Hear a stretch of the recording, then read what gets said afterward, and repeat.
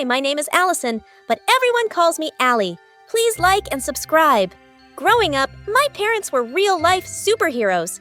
They didn't fly or shoot laser beams out of their eyes, but they saved lives daily. They both worked for Doctors Without Borders, and they traveled to remote villages worldwide to provide the best medical care. Sometimes they'd even fall sick themselves, but that never stopped them from helping people. And I wanted to be just like them. Once, when I was 6, my nanny took me to the park and I saw a little girl crying. She told me her puppy got off its leash and ran away. I felt so bad for her that we stayed there for 4 hours looking for it until we finally found it. Thank you so much. You're my hero. I felt so proud to be like my parents, even if it was just a little. And growing up, I took every opportunity to do so. Other than the fact that my parents were gone for months, my life was kind of perfect, and I had everything I could ever want. But in the 10th grade, everything changed forever.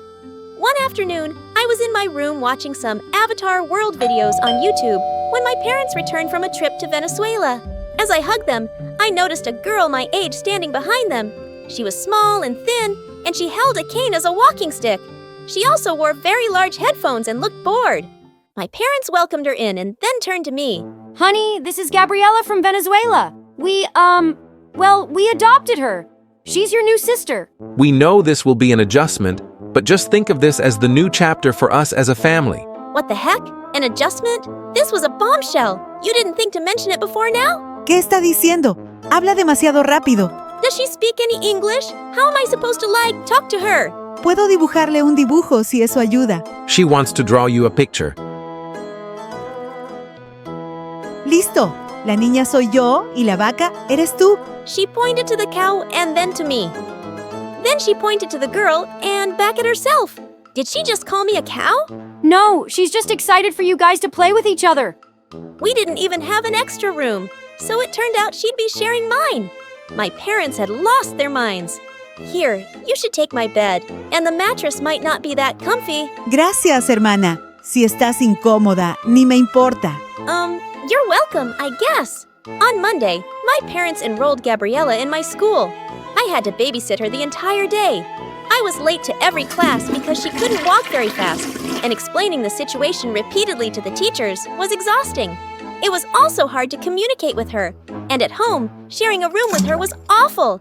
I had no privacy and she snored. I hugged my pillows around my head, but nothing helped. I wanted to scream. When I couldn't take it anymore, I went downstairs to sleep on the couch. I was just about to doze off when I got a text from my boyfriend, Trevor. Hey, want to go out for a walk? I'm outside. We'd met a couple of months ago when we signed up for a karate class, and we'd been inseparable ever since. I quickly got dressed, making sure to be as quiet as a mouse and not wake up anyone. Then I slipped out the window and ran down the driveway. As soon as I saw him, I jumped into his arms. You will not believe the day I've had. Try me. We began walking down the street, hand in hand, and I told him everything. By the time I finished my rant, he hugged me and offered to translate for me at school to make things easier with Gabriella. At least someone was on my side. When I got home, I was relieved that everyone was still sound asleep. I peeked over at Gabriella, and I noticed some papers lying underneath the bed. When I checked them, I saw she'd worked on some pretty advanced math equations. She even scribbled out the parts where the teachers had made mistakes. Wow, this girl was a genius! Suddenly I had an idea. The school hosted a huge math quiz competition, and the grand prize was a full scholarship to university. If she won this, she'd be set for life. And if I helped her, maybe we'd be on better terms with each other. The next day I signed her name up and looked for her everywhere to tell her the news. I finally found her on the playground with Trevor. When I came over, Trevor put his arm around me and suddenly her face dropped. Okay, good. You've met, babe. I need you to tell her some amazing news for me. I excitedly told him everything, and before he even finished translating, Gabriella exploded. ¿Estás loca? Wait, was she mad? Why are you butting into my business? Shut the front door. So wait, you suddenly speak perfect English? Why have you been trying to lie to us this whole time?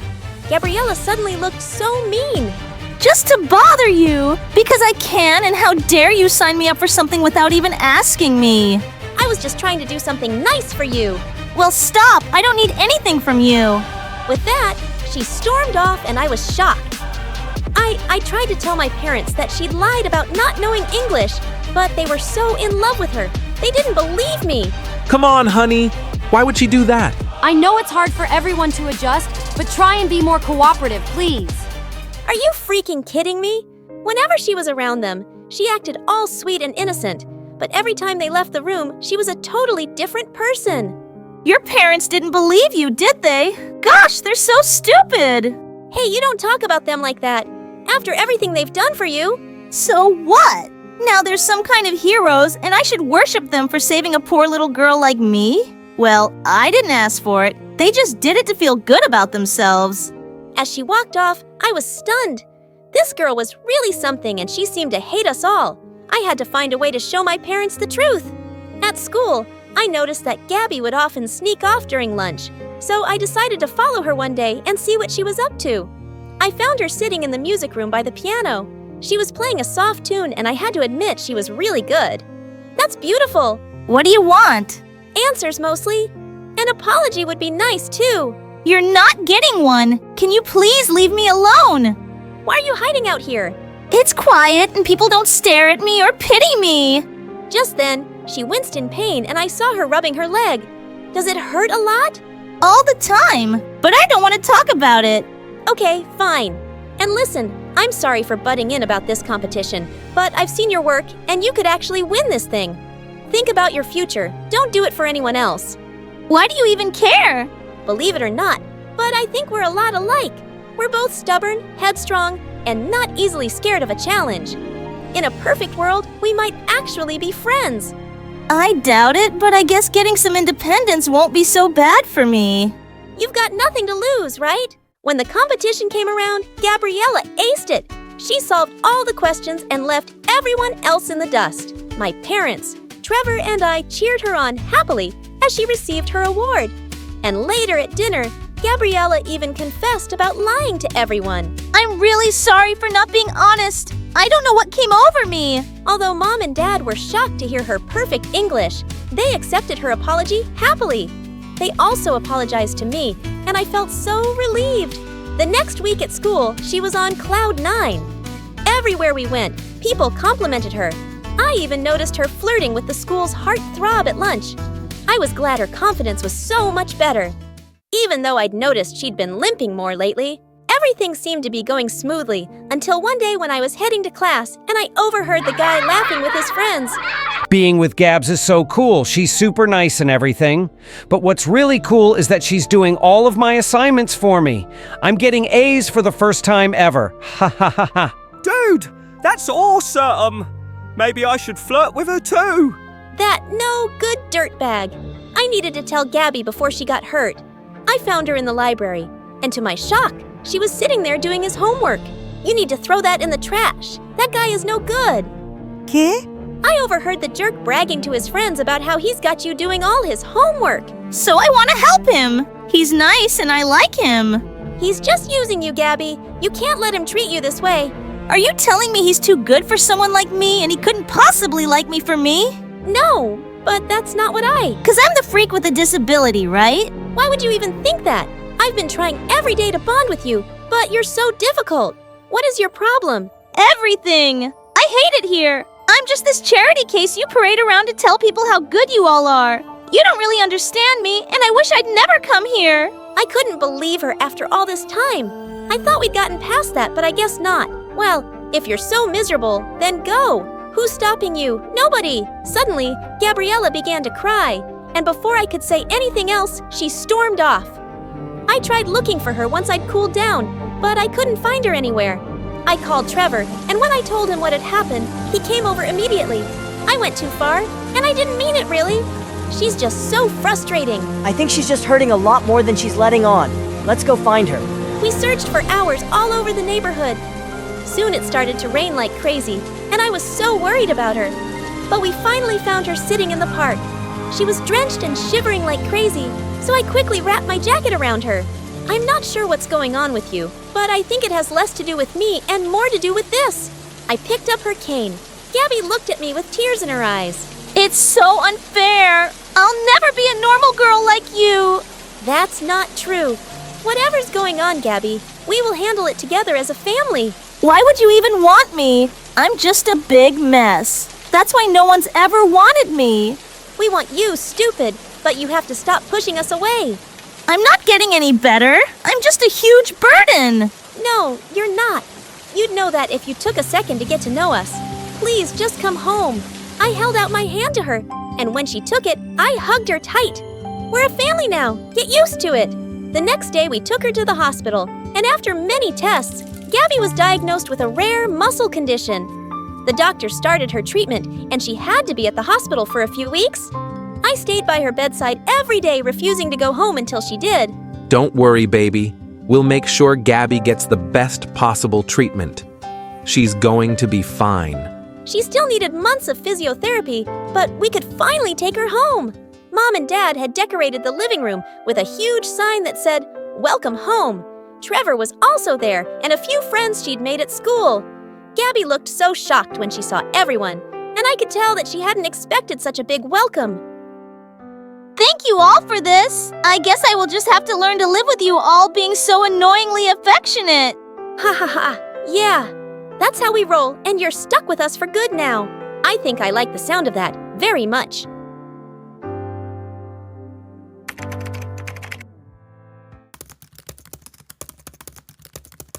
Hi, I'm Kelly. Since Dad left soon after I was born, it's just always been me and my mom, and I realized quite early on that she wasn't quite normal. But before we continue the story, please like and subscribe. On my 3rd birthday, Mom suddenly started running around like crazy and pulling the curtains shut. Then she blew out the candles on my cake and pulled me under the table. They're coming, Kelly. Who's coming, Mommy? Aliens, of course. We giggled quietly as we ate cake in our hiding spot. I thought she was pretty cool to make up funny games for me. As we were on our way home, Mom suddenly screamed, Look, there's an alien in the bushes. I went to check the bushes, and it turned out it was just a black cat hiding in there. It's just a cat, Mom. Things didn't stop there. Once when I was 5, we were at the park when suddenly she pointed excitedly at a man on a bench. Oh my God. See that guy, Kelly? He's your dad. Go hug him. I was so happy that I ran and threw myself at him, but he freaked out when I called him Daddy and quickly left. Just then, Mom came running after me screaming. How many times have I told you not to talk to strangers and you're hugging one? Are you stupid? But Mom, you just told me to. She dragged me home, and I was so confused. What kind of a game was this? Well, things just got worse. Mom was getting crazier. When I was 14, I had a high fever once, and she took me to the hospital. The doctor was about to give me an injection when suddenly Mom went bonkers. Oh my God. Are you trying to drug my daughter? I'm calling the cops right now, you kidnapper. And then she attacked him. He had to call for help, and it took 3 people to calm her down. The doctor told me Mom might have a condition called schizophrenia, and I'd have to keep an eye on her as much as possible. I knew I couldn't look after her while I was at school since Mom had a teaching degree. I asked her to apply as a teacher at my school, and thankfully she was hired. But to be honest, I didn't want anyone to find out we were related. The next day at school, I was running off for a big basketball match when I bumped into Mom. You're going to be great, honey. I love you. Thanks, Mom. And I ran off before anyone saw us. But 5 minutes later on the field, I heard someone on the megaphone and I turn around in horror. I said I love you and you said thanks. That's all I get. I was in labor for 20 hours with you. You are grateful, jerk. Who's that crazy lady talking to? No idea. Come on, let's start the game. I need to hear those words, Kelly. Everyone stared at me and I wanted to disappear. Fine, I love you too, Mom. As everyone laughed, I felt really flustered and I played my worst game ever. Later at home, I was so mad at Mom. How could you embarrass me like that in front of the whole school? And now everyone hates me for losing the game. Kelly, I don't know what you're saying. What did I even do? Are you embarrassed of me? Do you want me to quit? Fine, I'll quit. And she burst into tears. I sighed.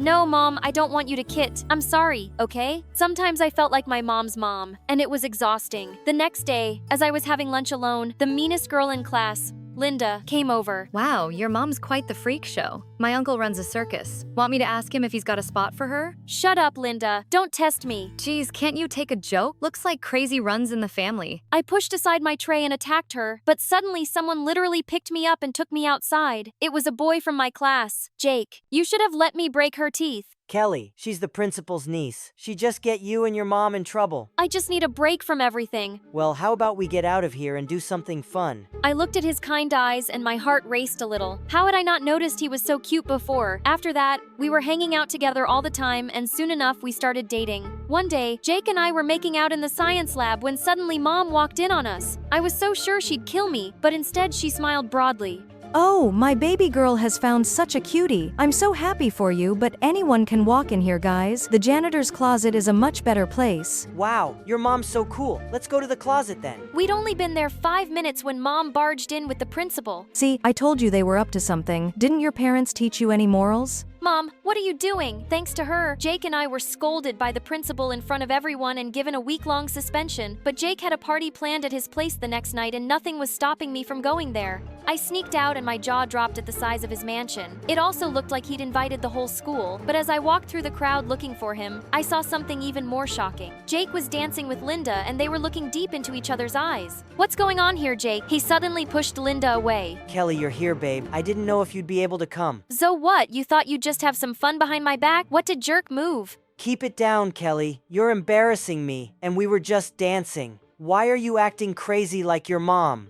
I can't believe you said that. We're done, Jake. Kelly, I didn't mean. But I didn't let him finish his sentence. As I walked out the gate, while I was still fuming, I suddenly heard someone behind me. Whoa, are you okay? Can I help you? I turned to see a boy who was my senior at school. I'm Ron, Jake's older brother. I've seen you two around. You're his girlfriend, right? Not anymore. Ron listened quietly as I told him everything and offered to drop me home. On the way, we stopped for ice cream and sat on a bench, talking and laughing together. He was really easy to be around. When he walked me to my door, he suddenly took my hand. I had a good time, Kelly, and this may seem fast, but I've been really wanted to do this all evening. And he suddenly pulled me close and kissed me. It felt amazing. Later that night, I suddenly sat up in bed when I heard someone tap on my window and I was shocked to see Jake outside. What are you doing here? Go away. I'm not leaving till you listen to me. I was afraid he might wake Mom, so I let him in. Listen, I'm really sorry you're my girlfriend, and if Linda bothers you, I promise I won't go near her again, and I really shouldn't have said that about your mom. Please give me another chance. He looked so sincere and I just couldn't refuse. As we hugged and kissed, all I could think was, oh my god, I just kissed my boyfriend's brother an hour ago. The next day when I went to school, I saw Ron walking towards me and my heart skipped a beat. Hey Kelly, I was just thinking about. Just then, Jake appeared. Oh hey bro, I see you finally met my girlfriend. I can't wait for you two to be buddies. Ron looked taken aback, but he quickly managed to smile and walk away. But one other person looked really unhappy to see me and Jake together, Linda. After that, Jake and I would hang out at his place often, and Ron always seemed to be around, which was driving me crazy. This one time, we were all playing video games, and Ron was sitting so close to me. He smelled so good I can barely focus. A week later, Jake and I had tickets to watch a big basketball game, but he felt really sick. I said I'd miss it too, but he insisted I go with Ron instead, and secretly I didn't mind that at all. We were having a great time at the game. During the interval, we suddenly noticed people looking our way, and we realized that the kiss cam was on us. Guys, we're not together. But as the crowd chances louder for us to kiss, Ron turned to me and smiled. It was just for the crowd, right? I don't know about you, but it wouldn't mean anything to me. Yeah, me neither. Duh, I'm not into you like at all. Let's do this. I pulled him towards me and kissed him. The crowd's noise was drowned out for me because I was totally lost in this magical moment. All night I kept feeling guilty about these feelings for Ron, but it was about to get a lot worse. As I walked to my locker the next day, I saw posters of me and Ron kissing stuck all over the walls with cheater written over my face. I saw Ron across the hall and Justin. Jake walked in. Oh, Jake, I'm so sorry you had to find out this way. It's not like it's even a secret they were kissing publicly. Seriously, your girlfriend has no shame. Jake turned to Linda. Why would you do this? I know what happened at the game, Ron told me. It's just a baseball game thing. Take down these posters. I thought a major disaster had been avoided, but suddenly Mom turned up. Well, that's not the only time she's kissed that boy. Mom, you're confused. No, I'm not. This boy dropped you home one night and you two kissed? Wait, I have it in my notebook. Yes, the 21st of August. The night of my party, you kissed my brother and then you kissed me and said we were all good again. Jake, let me explain. But before I knew it, he turned straight at Ron, and that you were wrestling on the floor as two teachers rushed forward and pulled them apart. Jake shouted at Ron. You backstabber. I'm never, ever going to forgive you. as the two were taken off to detention. I ran out of there crying. I felt terrible. I had broken Jake's heart, and worse, I ruined the brothers' relationship. I didn't go to school for a few days, and Mom kept asking me what had happened, but I couldn't even be mad at her. It was my fault and I had to fix it. The next day I went to see Jake. He looked surprised to see me, but not angry. Jake, I'm here to say that I'm really sorry. I know I've hurt you, but I never meant to, and neither did Ron. It was a stupid thing we did, but please don't let it come between you guys. And then Jake said he'd had time to think about everything, and he didn't even love me. He only felt competitive with his brother at first, but now he just wanted to end things himself. I know you're pretty, but you are crazy. Just like your mom and I am kind of into Linda. I gave him a heart slap on the face and left. The next day I skipped off to school happily looking for Ron everywhere. I finally found him and I ran straight towards him and kissed him. Suddenly we heard Mom speaking into the megaphone. You didn't even invite me to your wedding. You are grateful, jerk. Well, Ron and I are dating now and is the happiest I've ever been. We also took Mom to the doctor together and got her onto meds, and she's doing a little better. But before I finish, I want to remind you that going out without permission is not okay.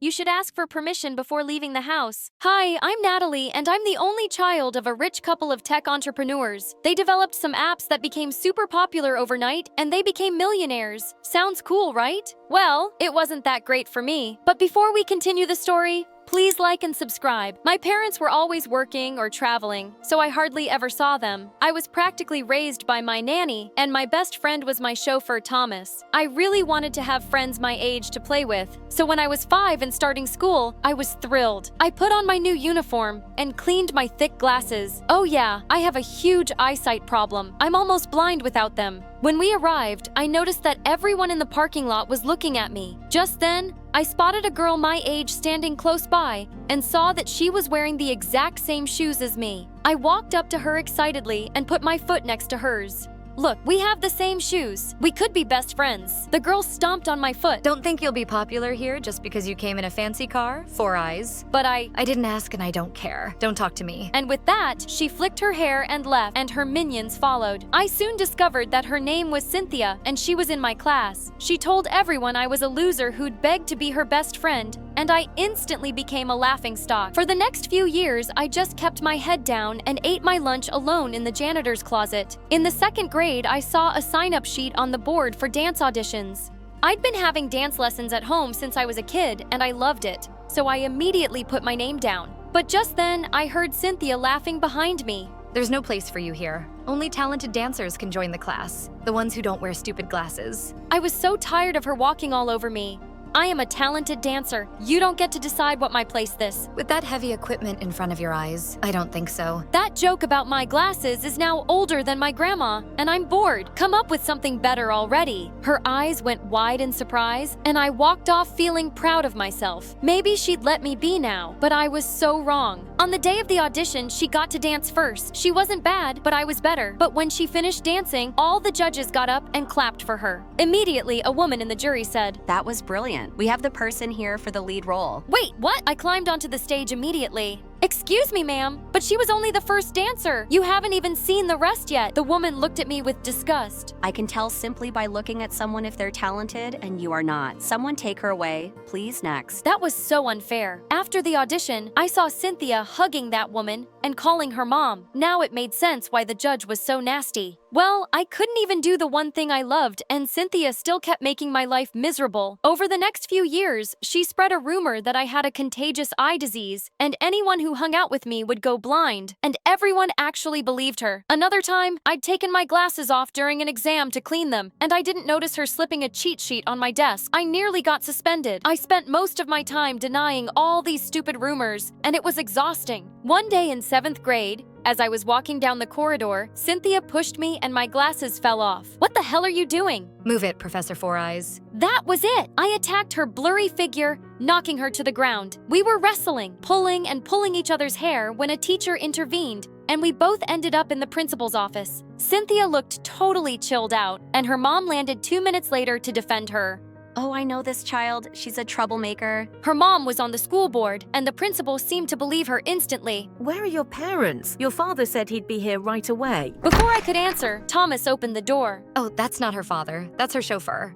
Clearly, she's not on her parents' priority list. They sent the chauffeur to deal with her. I blinked away my tears furiously and ran off to the empty school auditorium, one of my usual hiding spots. I put on my headphones and started dancing in the dark. It was the only thing that kept me sane. When I finished, I heard someone clapping. As I looked towards the audience, I saw a boy sitting in the dark. It was Clayton. Clayton was popular and hot, and every girl in school wanted to date him, including Cynthia, and that was reason enough for me to stay away from him. What do you want? I was just watching you dance. You're really good. Please just stay away from me. And as I was walking past him, he gently took my arm. Wait a second. Okay, I just want to talk. I stopped, my heart beating a little faster. He removed my glasses. You're really pretty. As he pulled me closer, I shut my eyes waiting for my very first kiss. But before anything happened, he started to laugh and ran away with my glasses. Hey, wait! I started panting and sweating. Everything was dark and blurry. I heard laughs coming from every corner. Loser, four-eyed dork. I covered my ears and started to cry. Suddenly, Thomas opened the door and shouted, Natalie, where are you? Oh, here comes the superhero to the rescue.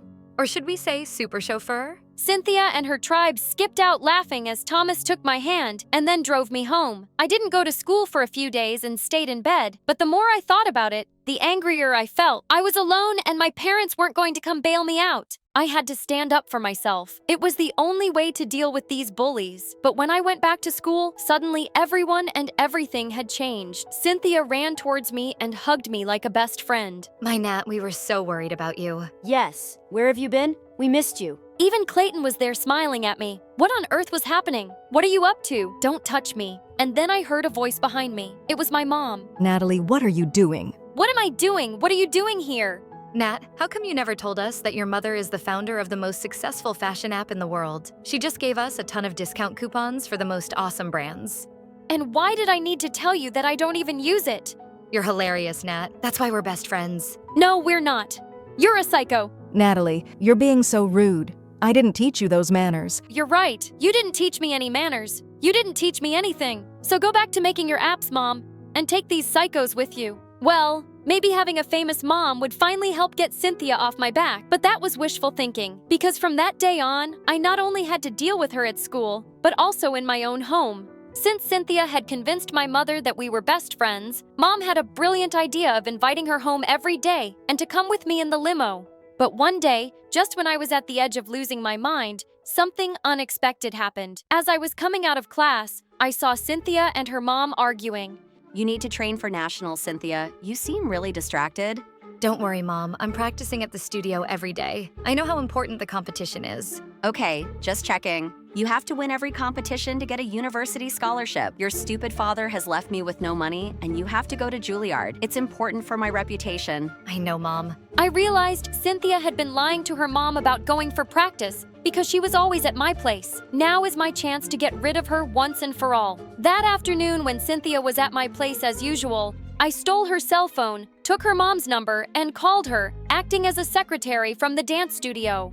Hi, I wanted to tell you that your daughter had an accident at the studio and you're her emergency contact. Can you please come over immediately? Oh my God, is she okay? Yes, she's fine, but she's asking for you. I'm sending you the address. I'll be right there. Okay, that was a bit dramatic, I know. When I heard a car screech to a halt outside my house, I went running out. Cynthia's mom was shocked to see me. You, what? Is this some kind of prank? Oh no, please believe me, you have to come see Cynthia. As her mom looked at me suspiciously, I led her to my bedroom where Cynthia and her minions were reading magazines, lying on my bed. Gosh, I think I'll just run away and become a teen model or marry some rich billionaire. I don't want to dance and go to stupid college. Mom is really annoying. No wonder Dad left her. You ungrateful Brad? Mom, I was just kidding. Shut up. You're coming with me right now. You're grounded for life. She took Cynthia by the ear, like a 5-year-old rascal caught doing something bad by her mommy. It was heaven, and I've been recording the whole thing on my phone. It was an Oscar-worthy film I could watch on repeat, and then I shared it with the whole school. By the next day, Cynthia was the laughingstock, and that was the end of her popularity. But when I got home that day, Mom was waiting for me with her phone in her hand. You made this and circulated it everywhere. How could you do this to that nice girl? You're a terrible person. I'm glad at least this made you pay some attention to me. Mom, did you know Cynthia has bullied me from the day I started school? Do you know she's knocked me down, spread rumors about me, and humiliated me in front of everyone? You wouldn't know because you were never here. Her mom always came to defend her, but mine never showed up for me. I'm sorry, Natalie. I didn't know I was so busy all these years to build a great future for you. This app, this company, this money, it's all yours. Well, you know what, Mom? I always thought I was angry at you for never having any time for me. But now I think what's been bothering me all along is that I'll grow up to run your company one day, and I'll become someone like you. And I don't want to be like you. I don't want to ignore the people who love me the most for some company or money. Oh, I didn't know you hated me this much. Mom, I don't hate you. I hate the fact that I might turn out to be a mother like you. Please forgive me. Please give me a chance. I wasn't ready to forgive her right away, and I didn't talk to her for months, but it seems like my words had really moved her, and she kept trying to make up for all the lost time. And eventually I decided to give her a chance again. And well, Cynthia, she never bothered me again. She was now a prisoner of her mother, who didn't take her eyes off her and forced her to dance every single day. Before ending the story, I want to tell you that pushing others is not right. We should learn to love and help one another. Hi, I'm Brittany from Philadelphia. Please like and subscribe. I was raised by my single German mom who moved to the US before she had me. And she wasn't a very conventional mom. For starters, I was allowed to call her by her name, Julia, and other people just didn't get that. Carol, excuse me, can I please go to the bathroom? It's Ms. Carol. Honey, you don't call adults by their first names like you say, Mom. You don't use her name. Yeah, I do. I call her Julia all the time. What's wrong with that, Carol? She thought I was being cheeky and got mad, and I really didn't understand why. But after that, I started using Miss, Mr., or Mrs. with names of everything in her class, just to be on the safe side. Mr. Apple, Ms. Banana, Mrs. Pencil, and for some reason, that annoyed her too. Mom always treated me more like her best friends forever than her daughter, and we could have candid conversations about anything. How many boyfriends have you had, Julia? 5. Can I have a boyfriend? Sure, but I warn you, boys are annoying. Was my dad annoying? He was the worst. Lazy, stupid, jerk. He always stole my chocolates. I'm glad he's not around. Okay. Is he Santa Claus? Real? Of course not. I buy your amazing presents, not some fat old men. I thought so, Julia. Life was pretty good till a woman moved next to us in the 3rd grade.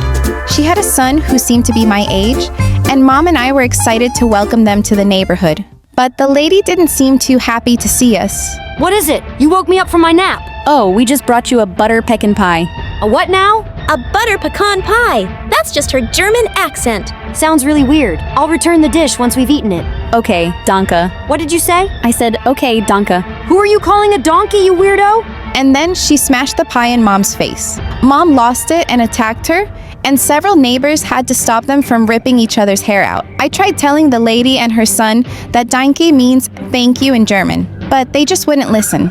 And that was the day an endless war started between the two houses. Alan's mom worked the night shift and slept during the day, so Mom made sure she did everything noisy during that time, like mowing the lawn, hammering nails in the wall for hanging pictures, and playing the drums. Yeah, she bought a drum set just for that purpose. And in turn, we'd often find our washed laundry in the mud, dog poop on our doorstep, our newspaper, crosswords always done, and trash outside our gate. Hey, you pick this up before I come and kick your bottom. You should go back inside. There's already enough garbage on the street. Our moms also kept calling the cops on each other. They were playing their music too loud. We were not. They're keeping an illegal animal in that house. We just own a cat, you moron.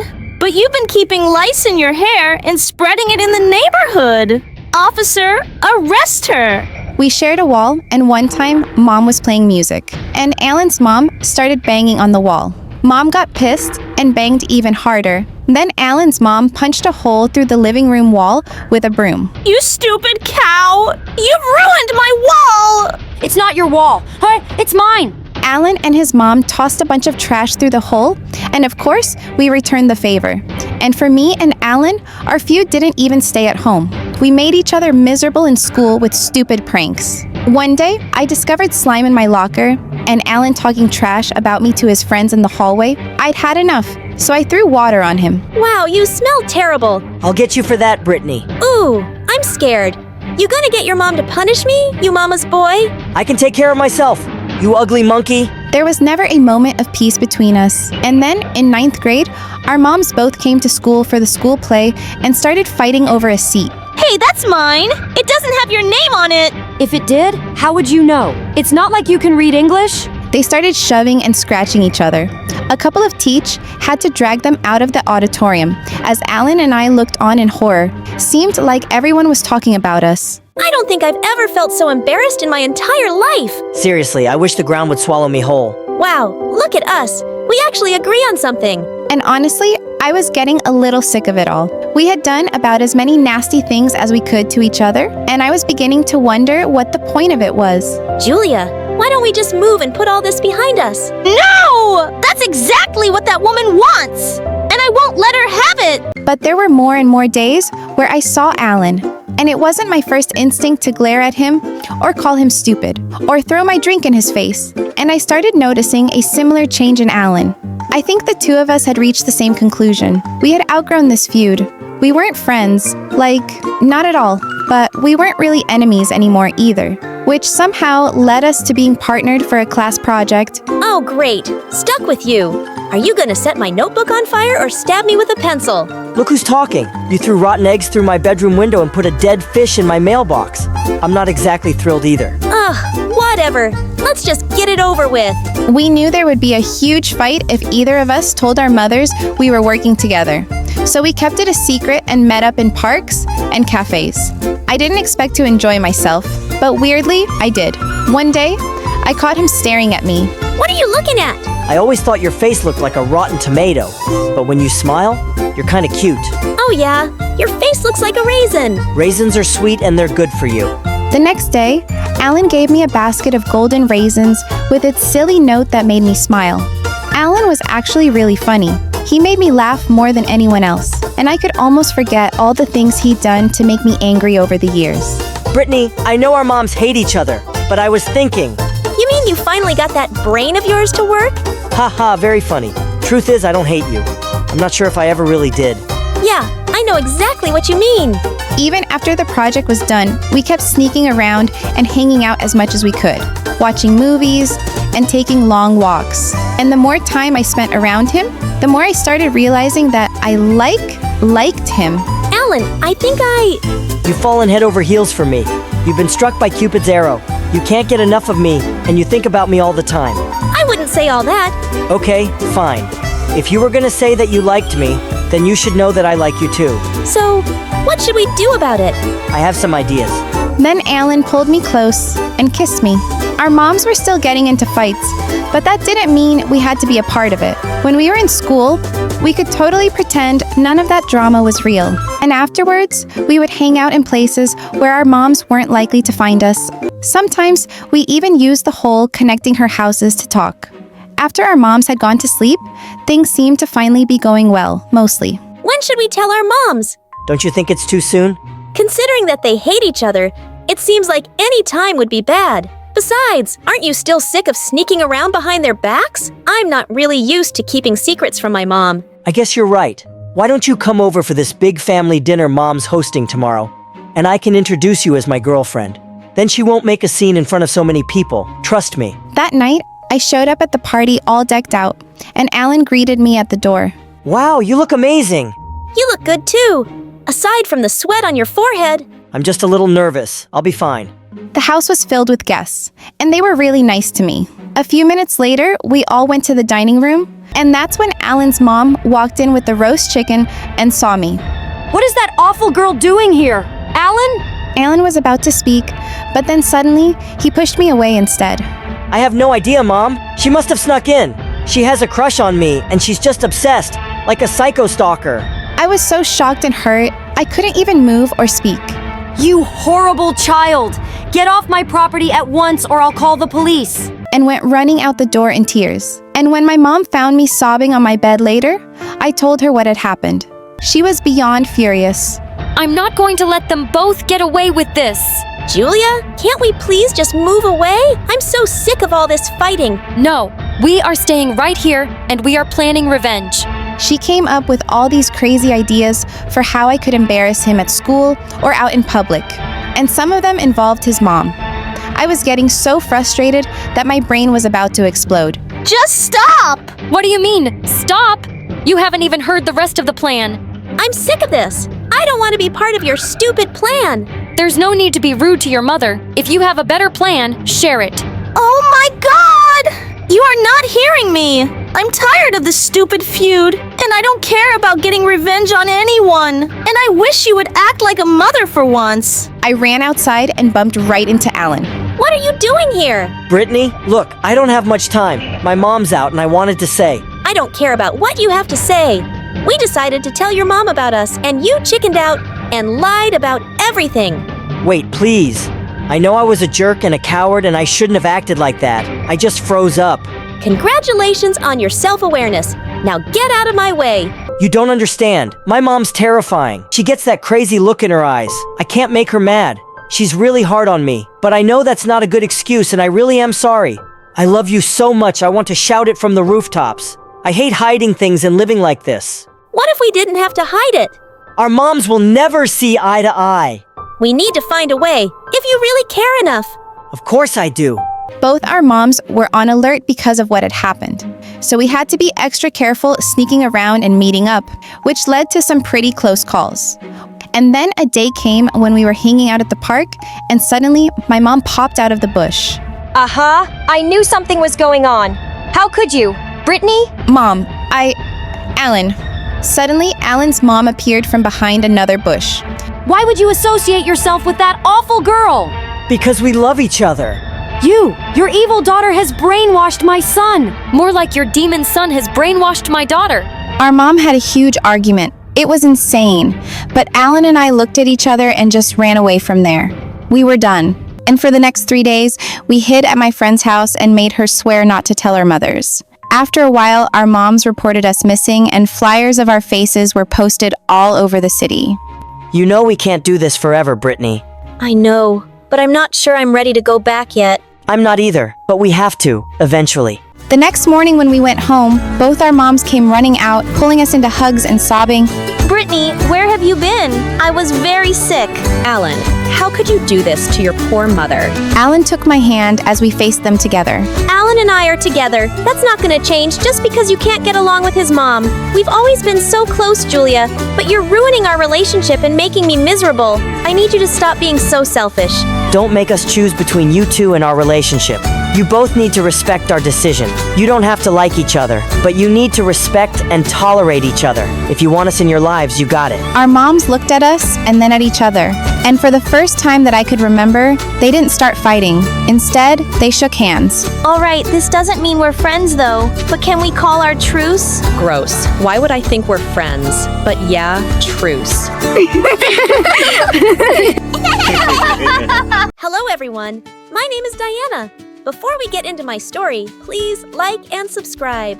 I was born in a tiny town in America, in an old house where my mom had grown up. Our cleaning lady once told me that Mom used to be the most beautiful woman around, and when she walked by, everyone stopped to look at her. She'd left for Hollywood, but she returned when she was pregnant with me. But the version of Mom I knew was not very glamorous. She hardly left the house and spent all day watching soap operas. She was obsessed and was always trying to copy the actress. This woman is the worst actress ever. I can do better. Yeah, that role would have been mine if I didn't give up my career. Mom didn't say it exactly, but I always felt like I'd gotten in the way of her acting dreams and a different life. Sometimes I kind of felt bad for her, and I tried not to bother her so much. She came in wearing jewelry and some flowy silk gown that was too tight. Did she think she was at the Oscars? She catwalked down the hallway and flirted with all my male teachers. It was so embarrassing. Why did you have to act that way, Mom? Couldn't you just be normal? What? I'm just being myself. I'm an actress. Looking and being a certain way is all part of it. Mom, I'm just a kid. I don't care about your acting and all that. I just want you to be a normal mom. Over time, Mom and I grew more distant, and by the time I was 12, we were living like housemates that barely spoke to each other. One time in 8th grade, I'd asked to borrow some of her clothes for a talent show, but I didn't bother inviting her. To my surprise, though, Mom walked in halfway into the show, and she looked totally normal, just like all the other parents. But soon after, a girl was performing a one-man show, and suddenly I saw Mom running up to the stage and grabbing the mic from her. Honey, that was so embarrassing, I just couldn't watch anymore. You have to play each character as if you are the character. Look deep into your soul. Come on now, try it again, and maybe you can do one character with a British accent. She started speaking in a terrible British accent. The girl looked as confused as the audience, and I was beyond embarrassed. Hey, isn't that Diana's wacky mom? I ran away to hide in the bathroom. I couldn't even do my act anymore. Once the show was over and everyone left, I came out to the parking lot to find Mom there. Hey, I was waiting for you. Why did you come here? Was it to humiliate me? What? No, I came to support you. Then, why couldn't you just sit quietly instead of jumping onto the stage and snatching the mic from a kid? I was doing her a favor, and she'll remember me forever for those tips. Come on, let's go home. I'm gonna walk home. In fact, I'm gonna walk all the way to China if that's what it takes to get away from you. Diana, watch out. I suddenly felt something hit me with force and I went flying. I saw a blinding white light. And then I passed out. I woke up to Mom's worried face and realized I was in the hospital. Mom told me that I'd been hit by a car, I'd broken my leg, and I had to use a cane now. For how long? A few months at least. We can't be sure when it'll be fully healed. And you might end up with a small limb. I'm so sorry, baby. This is all my fault. That day I cried so much I thought my eyes were gonna fall out. I tried to stay mad at Mom, but I couldn't. She wasn't great, but I knew she didn't wish for this. When we got home, Mom tried so hard to be the perfect caregiver, but I knew she was struggling. It just didn't come naturally to her, but she never stopped apologizing. Baby, this is all my fault. In times like this, I wish I was more like Carol. Carol was my mother's sister who lived in New York when I was younger. I always wished she was my mom. She had 2 kids, Theo and Becky, and the holidays I spent with my cousins were my favorite memories. Auntie Carol is quite amazing, and it would be nice to see Theo and Becky. Do you think spending some time with them would make you feel better? Yes, yes, yes! If that's what you want, love. And soon enough, I was heading for New York. But my first disappointment came at the airport when I saw Aunt Carol wasn't even there to pick me up. When she didn't show up after a while, I called her. It turned out she'd forgotten. I am so sorry, honey. There was a little situation at the kids' school. She still looked like the amazing aunt I remembered, but something about her also felt different. And when we got to her house, it was really quiet. As Aunt took my luggage to my room, I wandered into the kitchen to find Theo making a sandwich. Hey Theo, it's so good to see you. Theo just looked at me blankly, then walked off without a word. What the heck? Didn't he remember me? Just then, someone almost knocked me out with a bear hug. Oh my gosh, you're finally here. I've been waiting all day. Gosh, I missed you. How are you? Well, I know you're a little sad, but I got you now. Thank God. Becky was the same chatterbox I knew. We talked and laughed for hours. Hey, is Theo okay? He was so weird to me earlier. Becky's face instantly fell, and she looked like she was going to cry. Yeah, that's him these days. Mom thinks it's just a puberty phase, but it's more than that. He's changed so much I hardly know him anymore. But at least I have you now. In the coming days, I got to see the new Theo myself. He never spoke to anyone and spent all his time in his room playing video games. One day, Aunt had to go in to make him clean his room. But Theo started yelling like a crazy person. Leave my room right now! Get out! One day, Aunt was having a garage sale, and Becky, me and I were helping her out, when suddenly a police car pulled up with Theo in it. Is this your son? He was caught stealing cigarettes and magazines at the mall. All our neighbors were staring at the spectacle, and Aunt's face was red with embarrassment. The policeman let Theo go because he was a first-time offender. But that day, Aunt snapped. Why have you decided to humiliate me? I work my butt off for you to have everything, and you go around stealing and what you're smoking now. That's none of your business, and if my allowance was enough, I wouldn't have to go around stealing, would I? So maybe you're not working hard enough. Hey, stop that! You're being rude. You know your mom worked so hard. Who asked you? This is a family matter, and just because your mom dumped you here doesn't mean you get to butt into everything. I was so sick of his stupid attitude. I hit him with my cane, and we got into a fight, and Aunt had to separate us. That's enough. Theo, apologize right now. From that day, Theo and I were dead to each other. I didn't care anyway, as long as I had Becky with me. Aunt Carol registered me at my cousin's school soon, which Theo looked very unhappy about since we were in the same grade. On our first day, Theo cornered me right after Aunt dropped us off.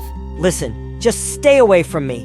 Mind your own business, and as far as anyone knows, we are not related. Understood? It was my first time in school since the accident, and I was nervous. But the students here were really nice. They helped me up the stairs and even helped me find my class. I had a feeling I was going to love it here. But when the bell rang for recess, I noticed the strangest thing ever. A group of boys ordered Theo to pick up their books and put them in their lockers, and he did without a word, like he was their servant. During lunch, I noticed him with the same boys again.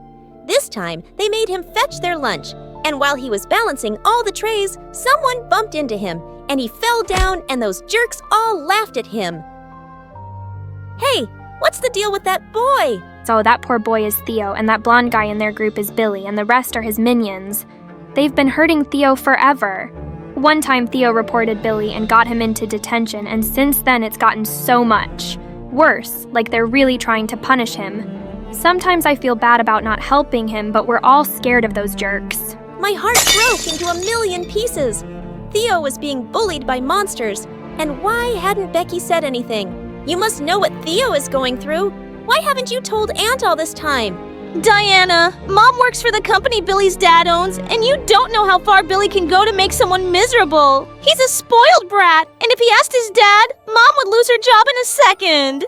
Theo has forced me to stay quiet and says he can put up with it. He says things will be worse if he doesn't. I tried to understand her point of view, but I just couldn't. This had to stop. That night, I went to Theo's room. Listen, I'm really sorry for the way Billy is treating you, and he needs to be punished. Didn't I ask you to mind your own business? And it's not how it looks. I do stuff for those guys and get paid for it. You get paid to run around like their errand boy. That's humiliating. Let me help you. No, you'll make it worse. It's just for a few more months and then we'll graduate. I'm handling it just fine. No, you're not. You are hurting, and everyone close to you is hurting too. Can't you see it? Leave me alone. But I just couldn't. So the next day I made videos every time I saw Billy bully him, then sent them to the principal's email address. The next day, I felt a million butterflies when I found out that Billy had just been called in by the principal and suspended for 2 weeks. Not long enough, but a little justice. But when I got home, Theo was furious. I told you to leave it alone. He's going to come back and have my head. No, he won't. The principal knows now. You are such a dumb, nosy idiot. You think the principal will actually take serious action against someone like Billy? Thanks for ruining my life. For the entire 2 weeks, he was so paranoid and looking over his shoulder and the date Billy was supposed to be back. I noticed tears in Theo's eyes. I silently prayed that he'd leave Theo alone and that I hadn't made things worse. But during lunch that day, I noticed a crowd gathered outside. I got closer and saw Theo surrounded by Billy and his boys. OMG, they were going to hurt him. Hey, leave him alone, stop it! But no one heard me. Then suddenly, I felt a huge force rush through my legs, and I charged forward and hit Billy in the knees with my cane. He fell to the ground and stared at me furiously. Theo had grabbed Billy by the collar and punched him in the face. No one messes with my cousin. Luckily, someone had called the principal to the scene, and everyone said that Billy tried to hurt me. The principal told him he was expelled. You can't do that. Do you know who my father is? Oh, yes, I know, son. And I'm sure he wouldn't want word getting out that his son goes around beating kids with disabilities. That wouldn't be good for his reputation. You hurt a girl with a cane. I'll talk to your father right now. Billy was indeed expelled, and his minions were suspended. For the rest of the term, Billy's father also reached out to Aunt Carol to apologize and promised that his son would not be bothering her family again. After it was all over, Aunt Carol turned to Theo in tears. I should have known I'm such a bad mom. No, you're not, Mom. You're the best, and I'm sorry for all the hurt I've caused you. And then he pulled me into their hug too. Thank you for everything. I really owe you one. I'm just happy to have you back, cousin. From that day, things changed. Theo started to get better and becoming his old self, and my leg had started recovering too. I would now walk for short distances without my cane, and I didn't have a limp. One day, we were having dinner when someone knocked on the door.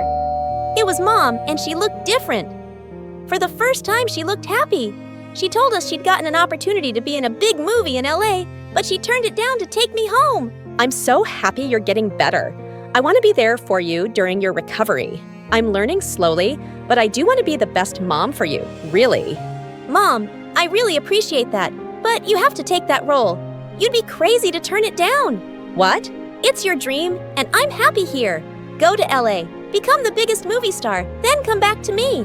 I know you love me, and I love you too, but sometimes the best way to show love to someone is by loving yourself.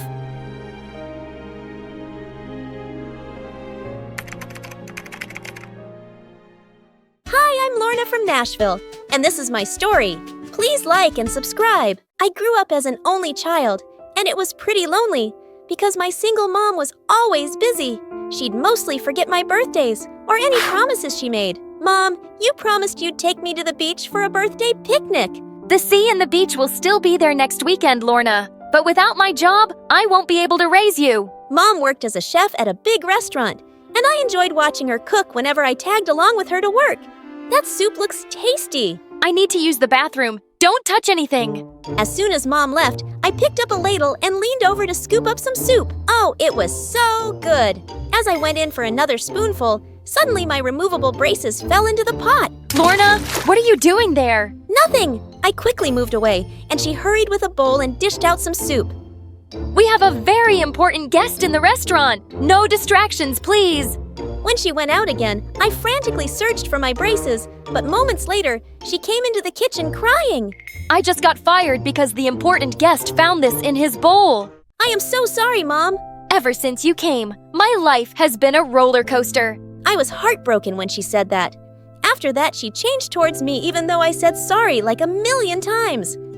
She managed to get some part-time jobs, but was having trouble making ends meet.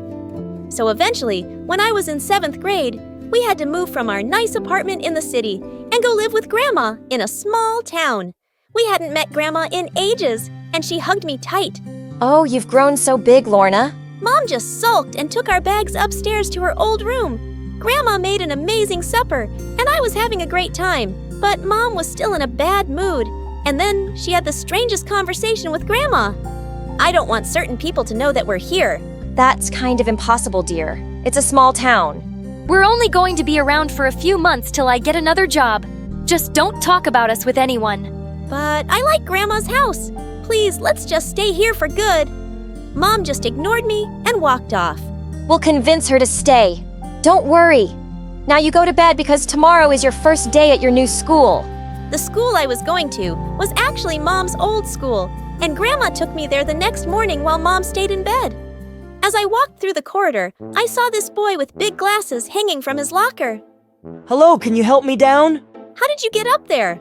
My stupid older stepbrother and his friends. I was as short as him, so it was a bit difficult getting him down, but we both ended up in a heap on the floor.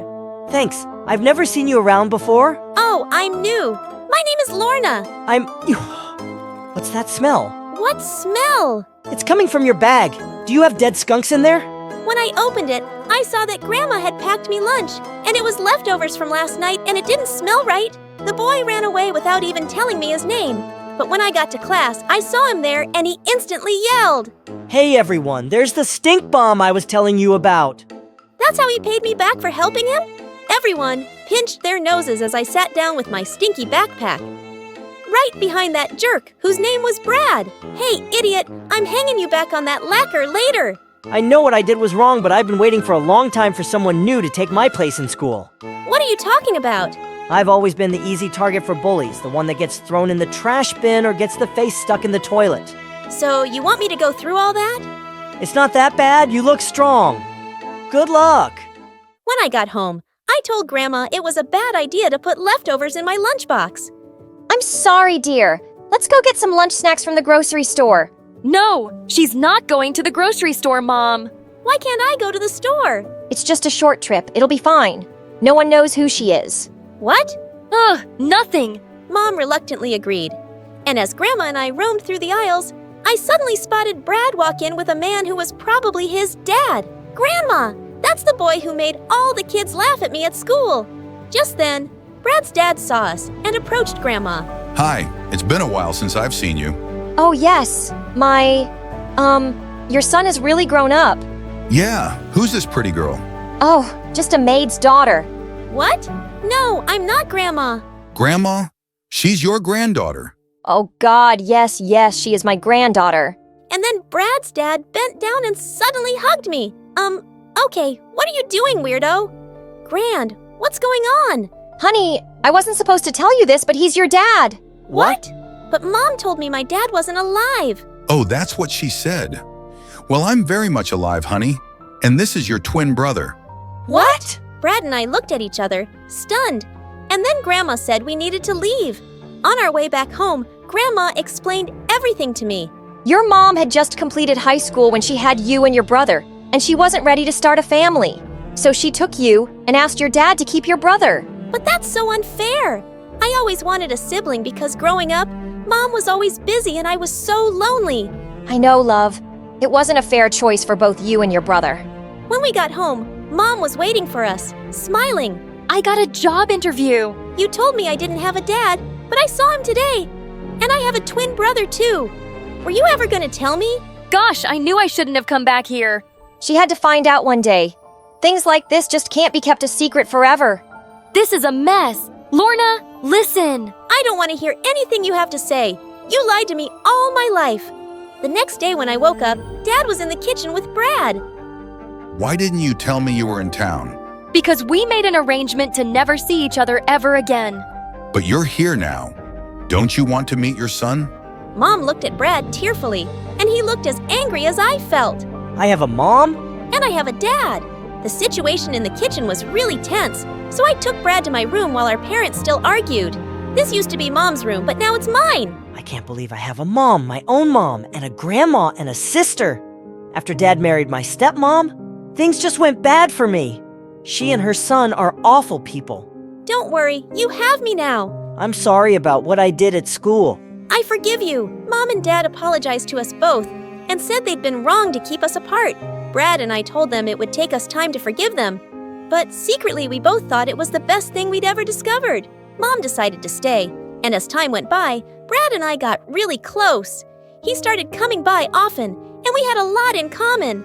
Grandma adored Brad, and slowly he and Mom started warming up to each other too. Like this one time, Mom was struggling to open a bottle of pickles, and he instantly got up to help her out. Wow, you're a strong boy now. She kissed him on his forehead, and his face just lit up. But at school, his older stepbrother Mason kept acting like a psycho. One day in the 8th grade, Dad took us all out to a restaurant. And just as I was about to sit next to Brad, Mason pulled away my chair and I fell flat on my butt. Mason. What? I was pulling out a chair for the lady. I was being a gentleman, Dad. It's not my fault she's a clumsy idiot. When Mason went to the bathroom, I smothered his seat with BBQ sauce without Dad noticing. Brad and I giggled as he took his seat. What are goofballs laughing at? It was so hilarious because when he got up, it looked like he pooped his pants. As we grew up, we learned how to defend ourselves against Mason and his friends. Until one day I found Brad sitting with them during recess. Hey, Brad, did you lose your way in your mind? Come on, let's find another table. He doesn't want to chill with you anymore. Go find some other friends. Brad? But he just looked away. What was going on? I caught up with him at the end of the last class. You want to tell me why you're hanging out with Mason suddenly? Look, Lorna, my stepmom has a lot of connections, and she said she'll help me get into a great university on full scholarship if I help Mason pass his exams. So I got to do this. Okay. That's ridiculous. You don't need her connections. You can get in on your own, and I'm sure Dad has enough money to pay for your college. That's the thing. He doesn't. Dad's business was doing really poorly when he met my stepmom. Sometimes I think he just married her for the money. Now she controls everything. I have to do what she says. That's what Dad's told me to. It's just for some time. Mason will graduate soon. He just walked away, and I suddenly felt so lonely again. He stopped coming over completely, and since Mom had gotten a job as a head chef in a nearby city, she'd become really busy again too. Thankfully, I had Grandma, but lately she'd been struggling with her memory, and one day I came home, and she couldn't remember who I was. Who are you? What are you doing in my house? Grandma, are you joking? Go away before I call the police. But it's me, Lorna. I had to wait outside till Mom came back. We took Grandma to the hospital, and the doctor said she had Alzheimer's disease. Why is this happening to Grandma? She's the only person I can talk to. Sweetie, you can talk to me. But you're never around. Mom started taking weekends off from work, spending more time at home so we could take care of Grandma together. Lorna, I was very young when I had you and your brother, and it felt like it might be the end of all my dreams, but it's not true. I just want you to know that I love you both more than my career. Family is the most important thing, and it's taken me some time to realize that. Thank you, Mom. I love you too. Grandma's illness brought Mom and I closer, but Brad just never came back to us. He was still hanging out with Mason and his stupid friends even after they'd graduated high school. And then, one day in 12th grade, I found him in the school parking lot, trying to break into a teacher's car. Brad, what are you doing? None of your business. Go away. No, you were doing something wrong. I'm not just going to forget what I saw. Look, just get out of here. I'm not going anywhere. Just then, Mason jumped over the school fence and started yelling at Brad. What's taking you so long, dude? My boys are waiting outside. I couldn't get the car open. I'm trying. I couldn't believe what I was hearing. They were stealing a teacher's car. Mason, I should have known that you were behind this. When are you going to learn to mind your own business, Lorna?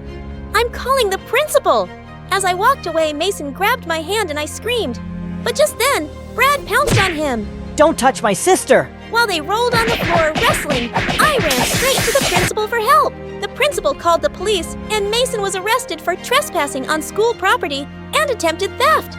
Turned out it wasn't the first car he and his gang had stolen. Brad, what happened to you? Lorna, you don't know what I had to live with. Mason's mom is so evil. If I didn't listen to Mason, then he would tell his mom and I won't get to go to college. Did you talk to Dad? Did you tell him that Mason is making you steal cars? I tried, but he never believes me. I hugged him as he cried. You should have told me. I would have helped you. I told Mom everything that happened, and she was so mad at Dad. She insisted that Brad come and live with us, and he was really happy too. Soon after, my college application replies came back, and to my delight, I've gotten in on a full scholarship. I'm so happy for you, sis. My scholarship applications never got accepted, but at least you get to go. I have enough money saved by now, and I'll pay for your studies. Brad, you don't have to worry about that ever again, because you are also my child. As we celebrated in the living room, Grandma suddenly appeared. Lorna, Brad, when did you get here? I'm so happy to see you. Grandma remembered us, even if it was for just a little while, and it was a moment to cherish. Interrogating informants was one of my duties, and today was no different. Mr. Kent, have you or have you not been selling secret information to the enemy? If you don't talk, I'm going to have to use reinforcements and... You have to look more scary, Rosie, and keep that Kaiser away from me. Okay, shut up and put the gag back on so we can. Just then, my phone rang. Mom, you sound scared. What's going on? Listen to me carefully. Your dad and I have gotten into some kind of trouble. Dad got badly injured and is in the hospital, but you can't see him now. It's dangerous. Mom? I think someone's tailing at me, and... Wait, Mom? Mom? I think Mom's in trouble. Hi, I'm Rose from LA. I'll tell you what's going on. But first, please like and subscribe. My twin brother Enzo and I were raised by parents who are the most interesting people I know. They are undercover agents who work for the wait that's supposed to be top secret. Anyway, Mom and Dad didn't trust anyone to look after us, so a lot of times we found ourselves hidden under the table or behind a curtain during their top secret meetings. But I broke the rules and popped out from time to time. Believe now, Mario. I think we're done here. Not before he gets us double chocolate muffins. I want vanilla. Rosie, I thought I told you guys to stay hidden. It's muffin top when we're on the job. Mama. You can go, Mario. And bring us a report tonight. By the time we turned 10, it became more and more difficult for them to take us with them, and they made it clear that it was for our safety. This job is dangerous and you need to stay home from now on. But Dad, I've gotten really good. I can help trace people and find information. I'm okay with staying home. See, your brother gets it. Oh, he's just scaredy cat. If you promise to lay low for now and learn everything that you need to, we'll let you come with us on one of our major cases. By the time I was in my final year of high school, I had acquired quite a number of investigative skills from observing my parents. Enzo and I had become attached to this guy who could hack into any system, but living like a decent human being is where he drew the line. You know, in those movies where the tech geek never cleans his room, never showers? That was my brother. You reek, you pea-brained Jerkosaurus Rex or something called a shower. Hey, I don't get paid to take showers or smell nice. You don't get paid to do anything. The least you could do is shower, or no one will ever hire you. I don't need anyone to hire me. I'll work for Mom and Dad. To the shower now. Mom and Dad will hear about this. If you can go near them without killing them first. When we weren't fighting, I was using him to test out my interrogation techniques. We made a pretty great team where he was the tech genius and I was the muscle, and I always knew that we would crack a case together one day. But that day came sooner than I thought when Mom made that dreadful phone call. Well, what did she say? I think she's been kidnapped and Dad's badly injured in the hospital. Which hospital? She didn't say. Did you do your hacking thingy and see if you can locate them? As soon as Enzo started working on his laptop, the doorbell rang, starting with us both. It's the middle of the night. Who could it be? I'll check that. Before he could even check the security cameras, I grabbed my weaponized frying pan and headed to the door. Whoever it was, you have chosen the wrong house. But there wasn't anyone at the door. Rosie? Did you? There was a hooded figure in the frame, but he disappeared before I could zoom in on his face. It's like he knew where the camera was and hid his face. Also, I found Dad, but still nothing on Mom. What? It's almost like she disappeared from the face of the earth. This wasn't good.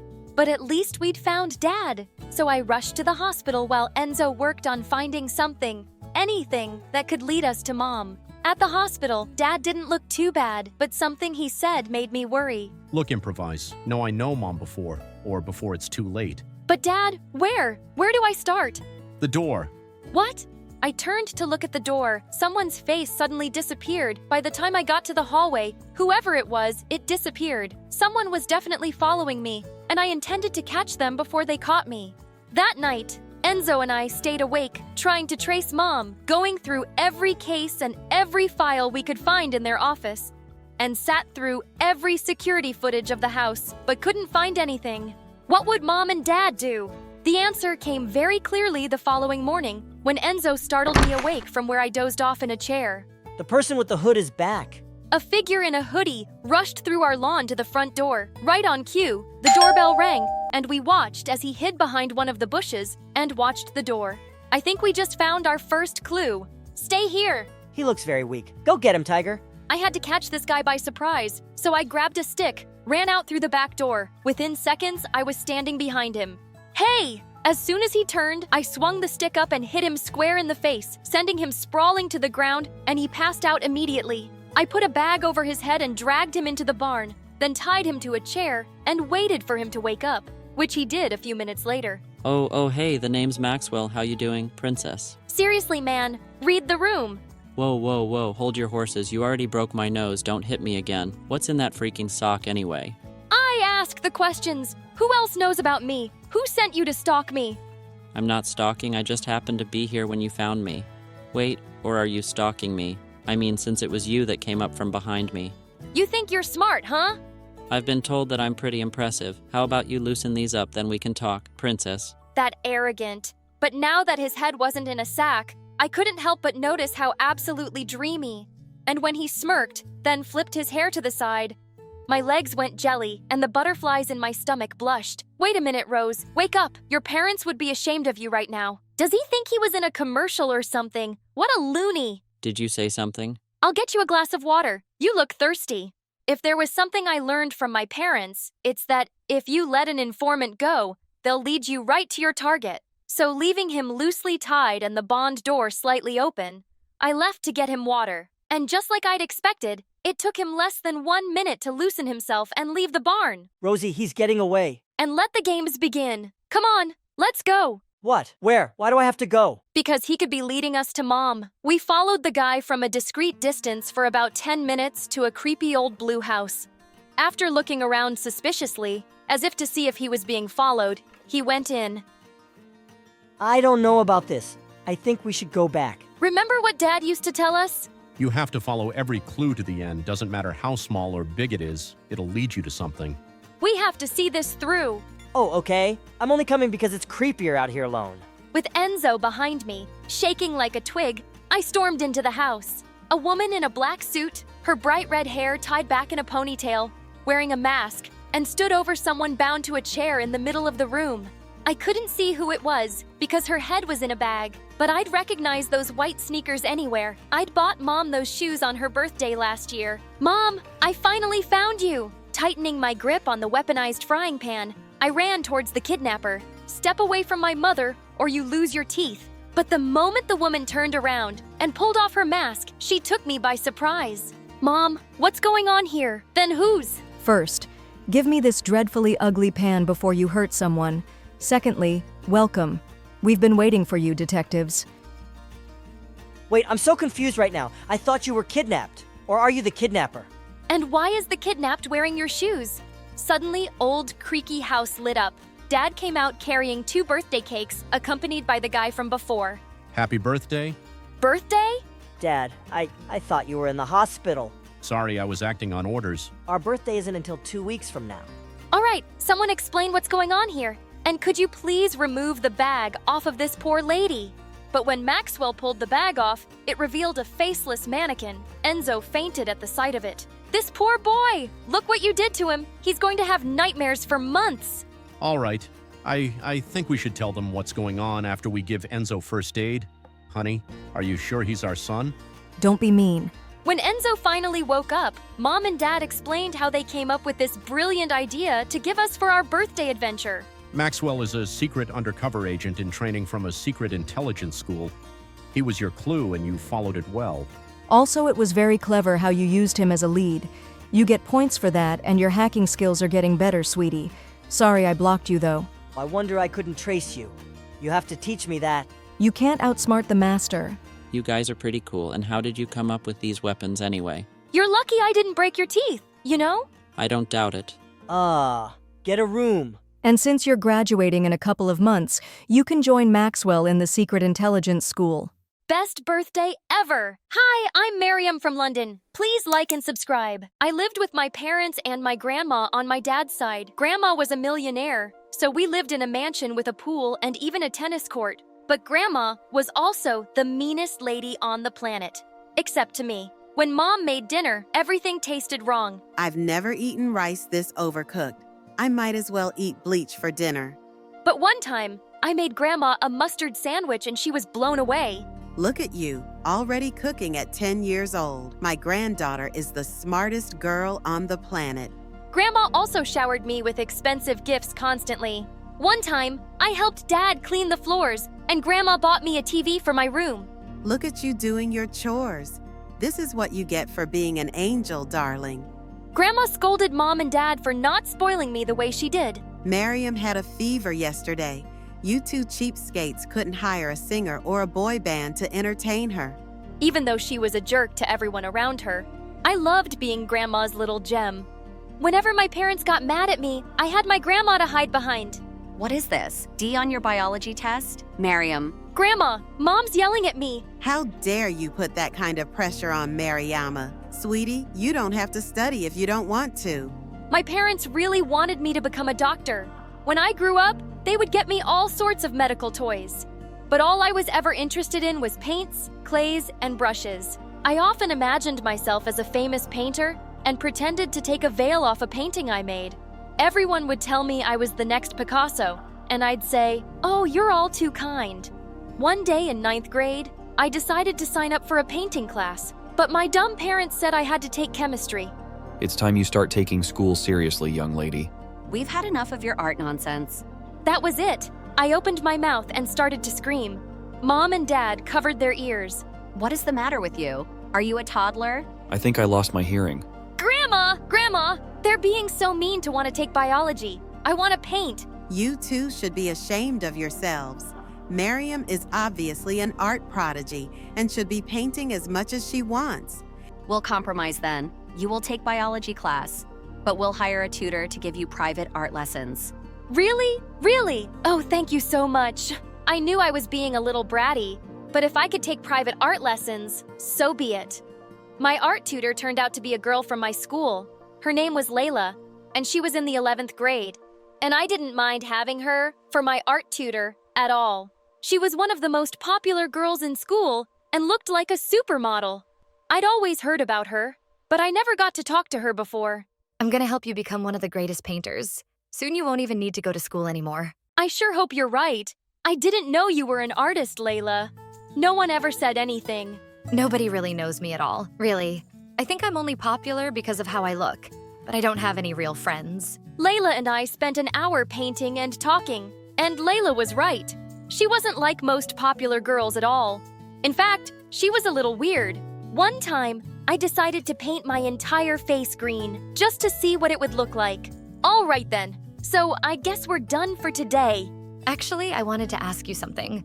My parents are on vacation for like 6 months, so I'm all alone in my house. Can I stay at your place? I'll help out around the house and give you triple the art lessons. Triple the art lessons? I was gonna make sure Layla could live with us. Oh, for sure. I just gotta talk to my grandma. But my parents happen to be in the same room as Grandma, and they wouldn't have it. Some stranger living in our home? Are you crazy? Might as well invite a robber to live with us. You guys are so unfair. She said she's gonna give me triple the art lessons. Grandma, tell my parents to stop being jerks. Miriam's right. You two are heartless people, not letting a friend of Miriam's into our home, not letting her follow her dreams. You should be ashamed of yourselves. I knew then Layla was gonna stay with us for as long as I wanted her to. But as time passed, I didn't just do art with Layla. I also talked to her for hours. Miriam, how come your grandma's such a bully? She's a bully to everyone, but not to me. Don't you worry, one day she'll bully you too. No, Grandma loves me. You know, you're kinda naive, Miriam. Sort of like a kid. I am not. No, it's a good thing. I wish I was more like that. Layla said the most confusing things, but I loved every moment I spent with her. Even at school, being with Layla was an adventure. She would do the weirdest things. Miriam, come with us to the boys' bathroom. We're gonna tape anonymous love letters on the wall. Are you crazy? Why? 'Cause it'll drive them crazy. When no one was looking, Layla leaned over to me and whispered, "Consider this your most important art, how to win over the boy you love." But I don't like any boys. Or maybe boys don't like you. You're too. I don't know what the word is. What's that supposed to mean? I don't know.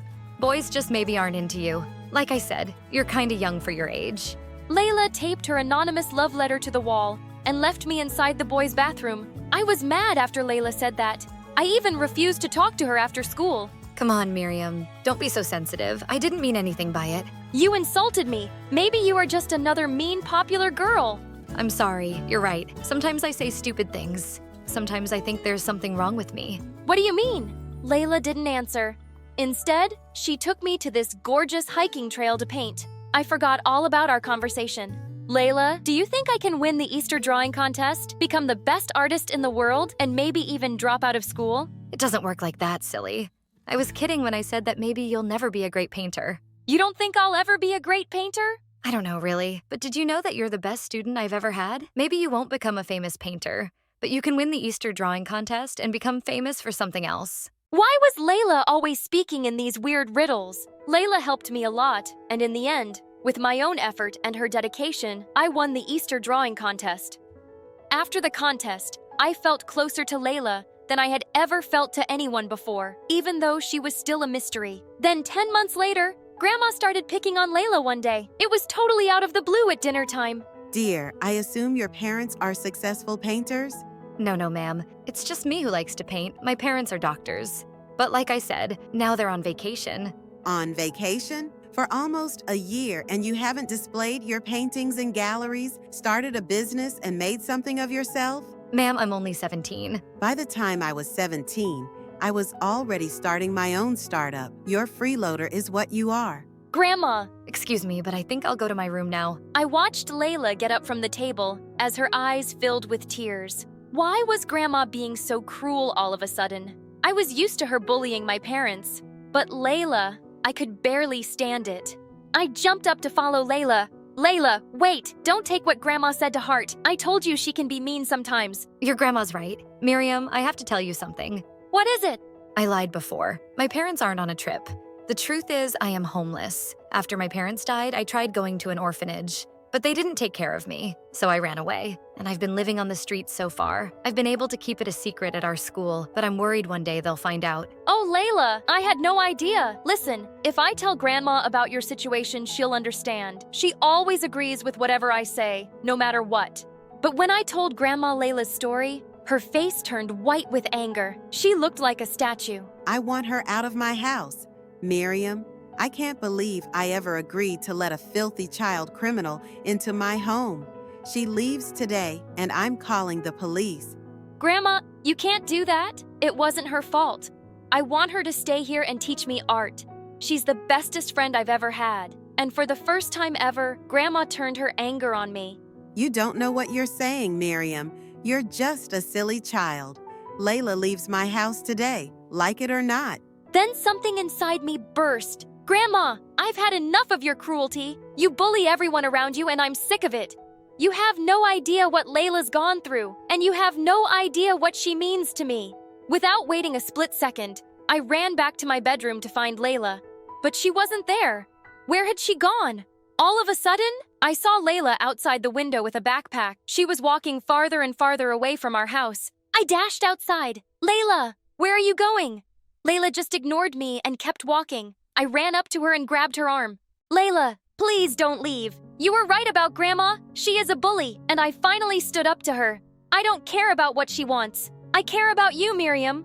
I think you better forget about me. It's for the best. What do you mean? I could never forget about you. You're not my family, Miriam. I don't have any family. Nobody loves me. I'm just your art teacher. That's all I ever was. Before I could say another word, Layla left. I tried chasing her. I never knew someone could run so fast. But after miles of sprinting, I collapsed on the ground and I burst into tears. I didn't get home until midnight. Grandma and my parents stood in the living room next to our giant, fancy fireplace. Grandma's eyes looked like they were on fire. You spoiled, awful child. Yelling at me and then vanishing out into the night. I should have you locked up in jail. Okay. Let's go easy. She made a mistake. She's still your sweet Miriam, isn't she? She was my sweet Miriam. That was before she became friends with a dirty homeless and spoke back to me. And if she keeps painting, she'll be a dirty homeless too. I don't care what you say, Grandma. I am going to keep painting, even if I do end up poor. Why don't you show me a few of your paintings then? I will. I'm really good in my room. I grabbed every painting of mine I could find. Here, look at how many paintings I've done. And you know what? I'm proud of them. Wow, honey, we didn't know you did that many. They look beautiful. Oh, darling. Let me see. Then suddenly, Grandma tossed my paintings into our giant fireplace. No! Mom, how could you? I threw myself on the floor and cried harder than ever. My beautiful paintings were gone, and Layla was gone. That's it. That was the last straw. We're moving out of your mansion. We're tired of your cruelty. That's the silliest thing I've ever heard. You can't live without my fancy riches. But the very next week, my parents and I packed up our stuff and moved into a new place. It was smaller, and it didn't have a tennis court, and I still couldn't stop thinking about Layla and where she could be. Then one day, I found a letter taped to my window. It was signed with Layla's name. Meet me at our hiking trail. I took the very next bus to our trail and tried calling Layla's name, but there was no answer. Then suddenly, who should I see but Grandma? Grandma, what on earth are you doing here? Darling, I wrote the note taped to your window. I was afraid you wouldn't come to meet me otherwise. And I remembered this was your favorite place to come with Layla. You mean Layla isn't here? I don't want to talk to you. I want to talk to her. Sweetie, I'll do anything to help you find her. But first, I want to apologize for being so awful to you and burning your paintings.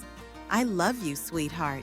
Grandma started to cry and came over to hug me. I've been a bully your whole life to your parents and now to you. After I saw your face when I burned your paintings, I realized I wanted to change. I love you, Miriam. I love you too, Grandma, but it's gonna take me some time to forgive you.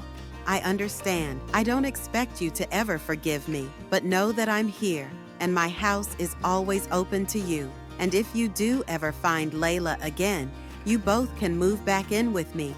I'll adopt her. Grandma left at that moment, and I stood in the middle of the hiking trail. And then suddenly, I saw Layla sitting on top of a rock. Layla! But as soon as Layla saw me, she started to run up the hiking trail. I chased her as fast as I could, but she was just running and climbing higher. Please wait up. Go away, Miriam. Layla, please don't run away from me. I raced up the hiking trail and tried to catch up with Layla, but she was so far ahead of me, I couldn't even see her. Suddenly, I heard a loud cry from above. I looked up to see Layla stuck between two rocks. She looked like she was ready to fall. Please, someone help me. Layla, I'm here! Hang on! I rushed to Layla as fast as I could and tried to pull her up, but she wouldn't budge. My hand is slipping. Do something. I grabbed Layla with all my might, and she was finally free. Layla and I fell on top of each other and started laughing, but suddenly, Layla looked at me. Miriam, you're all scratched up. It's fine, Layla. I don't care. What matters to me is that you're okay. I couldn't live without you. Really? I mean that much to you? Yes! You're the most amazing friend and teacher I've ever had. I used to be so bratty and babyish. I had my grandma to run my whole life, but you've changed me. Even though we're not related by blood, you are my family. Do you really mean that? Yes, Layla, I talked to my grandma. She apologized for everything. And she said if I ever found you, she'd adopt you. Oh, Miriam, that's the best news I've ever heard. We'll paint up here every day. I'll teach you everything. We will. Even if we're never famous, I'll always keep painting with you. I love you, Layla. I love you too. Hi, I'm Nancy from Nevada. Before I start my action movie story, please like and subscribe. Being stuck in the orphanage, you would think snagging a new foster home would be lit. But nah, not for me. I messed up every shot by acting all crazy and throwing tantrums that made couples think twice. I'd seen firsthand how kids were moved from foster home to foster home, like there's some unwanted goods. And I didn't want that to ever be me until Mr. and Mrs. John were the most interesting couple I'd ever seen. We've heard nothing but great things about you, Pet. I hope we get along. Yeah, fun. Can we just go now? Oh, I just knew living with them had to be interesting, but nothing could have prepared me for the next incredibly crazy week of my life. After driving for a few minutes in their tinted SUV, we stopped outside a huge mansion. Just then, Mrs. John handed me a carton filled with a box of cookies. Oh, are you trying to bribe me with these? They're not for you. Deliver them to that mansion. Wait, what in the world do you think I am? Hey, kiddo, don't worry. We'll reward you for this. All you have to do is ring a bell and leave before the door opens. Now be quick! It was all very confusing for me. I wanted to say no, but the cold look on their faces made me think again. Okay, chill out, Grazilla. I did as I was told and rang the bell. But before I could get away, I tripped and fell, face first. And it must have triggered an alarm system because the whole compound instantly started blaring red and sprinklers came on. And just then, Mr. John grabbed me. And the next minute, we're in the car and gone within seconds. So cookies, huh? Is that like my new job description? Great task for a girl guide, am I right? No one said a word, and we rode in silence. But what were the cookies all about? About an hour later, we pulled up to this large mansion. And when I walked in it, it was clear that this was not an ordinary home. There were a bunch of kids doing different things all over the house. Some were dancing, others were training in karate, and others were busy clacking on their laptops like maniacs. Gosh, why did they adopt me when they had these many kids already? I was kind of freaked out seeing the entire scenario of the mansion. It was like a whooping kids' mill, and I was hit with the freaking rules before I could even say hi to anyone. Not that anyone wanted to talk to me. They just glared at me like I had two poops on my head. Lights out at 7 p.m. sharp. Breakfast at 5 a.m. 5 a.m., that's ridiculous. Talking back and being disobedient will get you in a chokey. A chokey? That can't be a real thing. It is, and I can't wait for you to end up there. Ha ha ha! Who was she? And what was she so excited about? No phones or social media. What? I'm gonna miss some of my Avatar stories on YouTube without my phone. Anyway, things just got even worse that night when I heard weird noises outside and saw a huge truck loading stuff into the barn in the backyard. I literally wanted to run away instantly because I sensed something really horrible was going on in there. Curious, I crept out to the barn to take a closer look. But just then, someone appeared behind me. I knew you were up to no good, new girl. You're the chokey girl. you! She glared at me angrily, but before she could answer, Mrs. John showed up. What are you girls doing here when you should be sleeping? I caught her sneaking around, Mom. I was about to bring her to you. Thank you, Kylie. You can go back to bed now. That little snitch! You!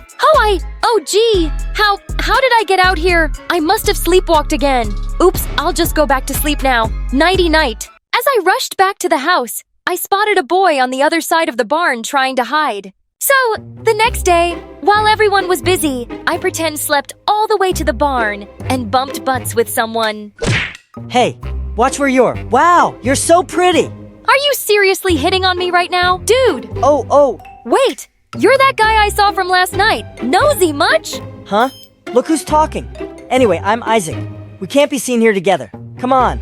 He took me to a corner and revealed that he was new here, but he had a feeling that something strange was going on. A truck goes out every night, comes back after 3 hours, then they offload stuff from it. The barn doors and windows are always tightly shut, so I don't know what's in there. We should totally find out what's in there. Chill, I have an idea. So that night, after dinner, Isaac and I met up outside the barn, jumped into the truck, and hid in a corner behind a cardboard box. A few minutes later, we heard feet. The door was shut, and the truck started moving. We have 30 minutes in and out just like we've done before. Got it? What the heck was going on? A little while later, the truck pulled up, and after everyone left, Isaac and I came out. Ow, gosh, my legs fell asleep. Well, better wake them up because we don't have much time. And that's when I saw it. Holy smokes, I've been here before. What? It's the house the Johns had made me deliver cookies at the day they adopted me. We watched through the window as the masked kids turned the rooms in our view upside down, throwing anything valuable in a bag. Jewelry, paintings, even expensive cutlery. They were going for everything. Oh my goodness! They're robbing rich people. But where are the owners? Within minutes, they were done and rushed out as Isaac and I ran back into the truck and hid behind the box. By now, it had become clear that we'd been adopted by a bunch of crooks. We had to get to the bottom of this, so we came up with a plan. But as soon as we tried to sneak back into the mansion, we got caught. What do we have here? Why is she always trailing us? Hey, Kylie, you can't tell anyone you saw us, okay? Just let us in and we'll get you more pink hair dye. Come on, girl! Do you think I'm stupid? Kylie, come on! Ma! Just then, Isaac covered her mouth and we dragged her outside. Shh, I'll remove my hand if you promise not to scream. Kylie, please, it's really important. I'll get you more. Another pink teddy. Everything pink. I'll work my butt off just for you. Just hear us out. Isaac, let go of her! And we explained where we were and what we had seen. But it was like talking to a brick wall. I can't believe you'd accuse Mom and Dad of something like that. They were right about you all along. I know you don't believe us, but we have proof. We just have to get into the barn. Then you can see the stuff they stole tonight. Kylie wasn't convinced, and we were determined to prove ourselves. Minutes later, we managed to break the barn door lock. But spoiler alert!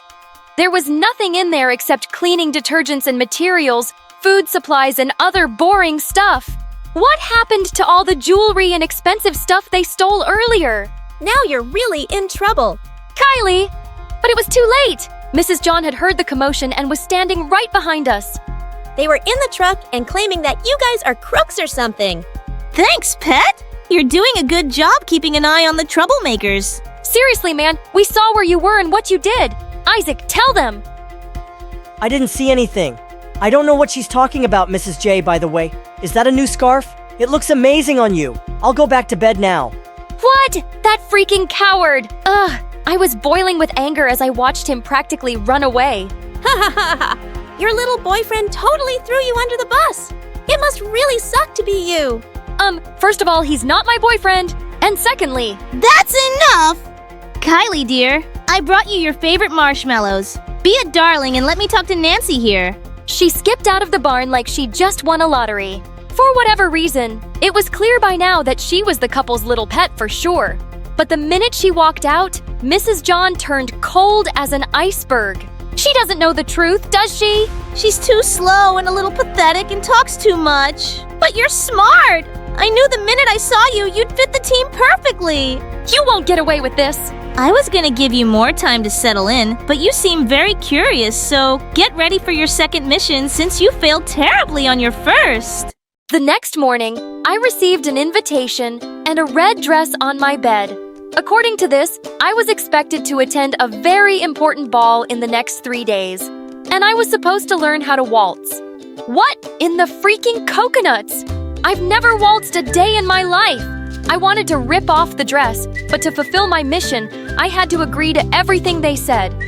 2 days of intense dance lessons and my trainer's swollen toes. Later, I was ready to go. I didn't even know who my dance partner was. I walked in and saw Isaac at the center stage in a freaking 2-piece suit. Gosh, was he always this handsome? It was like I was seeing him for the first time.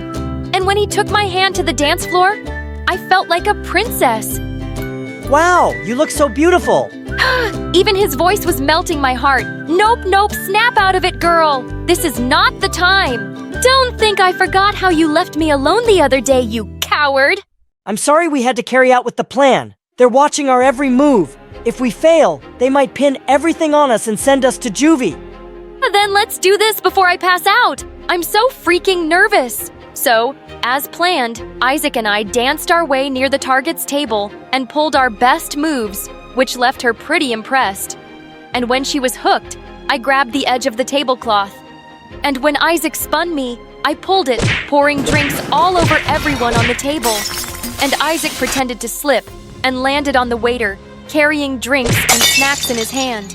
It was pure chaos, but just enough time for me to slip the flash drive into the mayor's wife's hand and whisper in her ear, "Please, please watch it and save the children." All right, you guys must be so lost, so let me catch you up on what happened between the day of the barn and the ball.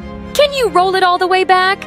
So, after Isaac chickened out that night, he didn't really leave the barn. We'd felt parts of the wooden floor creak earlier. So after everyone went to sleep that night, Isaac let me in the barn. And when we flipped the wood on the floor, we found a secret room with a bunch of laptops, tracking devices, crazy tools, all the jewelry, expensive paintings, and other stuff stolen from so many houses and rich people. And they had files on each kid and something to hold against us. So we never talked to the police. They were horrible. There were also cookie-shaped secret cameras, which must have been put in the boxes delivered to the targeted houses. But we needed help to expose the couple. So we showed everything to Kylie, and she was so heartbroken. It was all a lie. How could they? I thought I finally got a family who'll take care of all my needs. I loved them, defended them, and trusted them. But now... Hey! I know you must be feeling terrible. It's hard for us orphans when we come so close to a family and we lose them in a blink, isn't it? But listen, you don't need that couple to be your family. There are plenty good people out there. And I'm here for you too. If you're done with your TED Talk, we have to come up with a plan. Guys, I have an idea. They're going to pay for this. She turned out to be pretty smart. So with her help, we found out that there would be a ball. And the Johns were planning to use us and other kids to steal from the mayor's wife and other rich guests at the ball. So we took pictures of everything thanks to a phone Kylie stole for us, recorded everything, and put it all in a flash disk. And that's how we ended up here.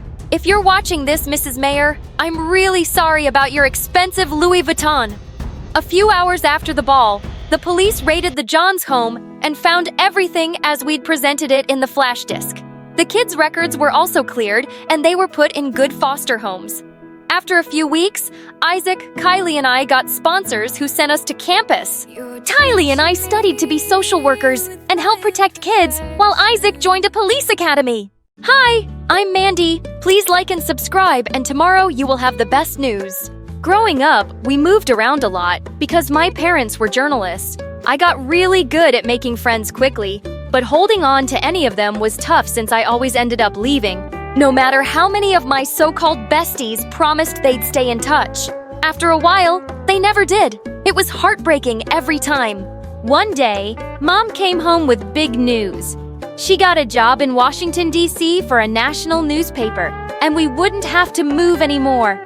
I was so excited. Finally, I would have rooms of our own to decorate, make friends that would last. It was a dream. When I started at my new high school, I was nervous. I had to make an amazing first impression because this one had to stick. When I sat down at my desk in the homeroom, the other kids looked at me like I was an alien until a pretty brunette girl sat down next to me. Hey, I'm Jasmine. Love your jeans. Where'd you get them? A thrift store in New York. Oh my god. Is that where you're from? Sort of. I told her all about life on the road, and we hit it off right away. I could tell she was popular, and it was easy to see why. Very involved in all sorts of clubs and sports. So charming, and top 2 of our class. She was always competing for the top spot against this one kid, Chase. She warned me about how annoying he was, and I totally agreed. I was stuck next to him in math class, and he was always talking and distracting me from taking notes. From the second we met, Jasmine invited me everywhere with her and her friends. We did our homework together, ate lunch, had sleepovers. It was amazing!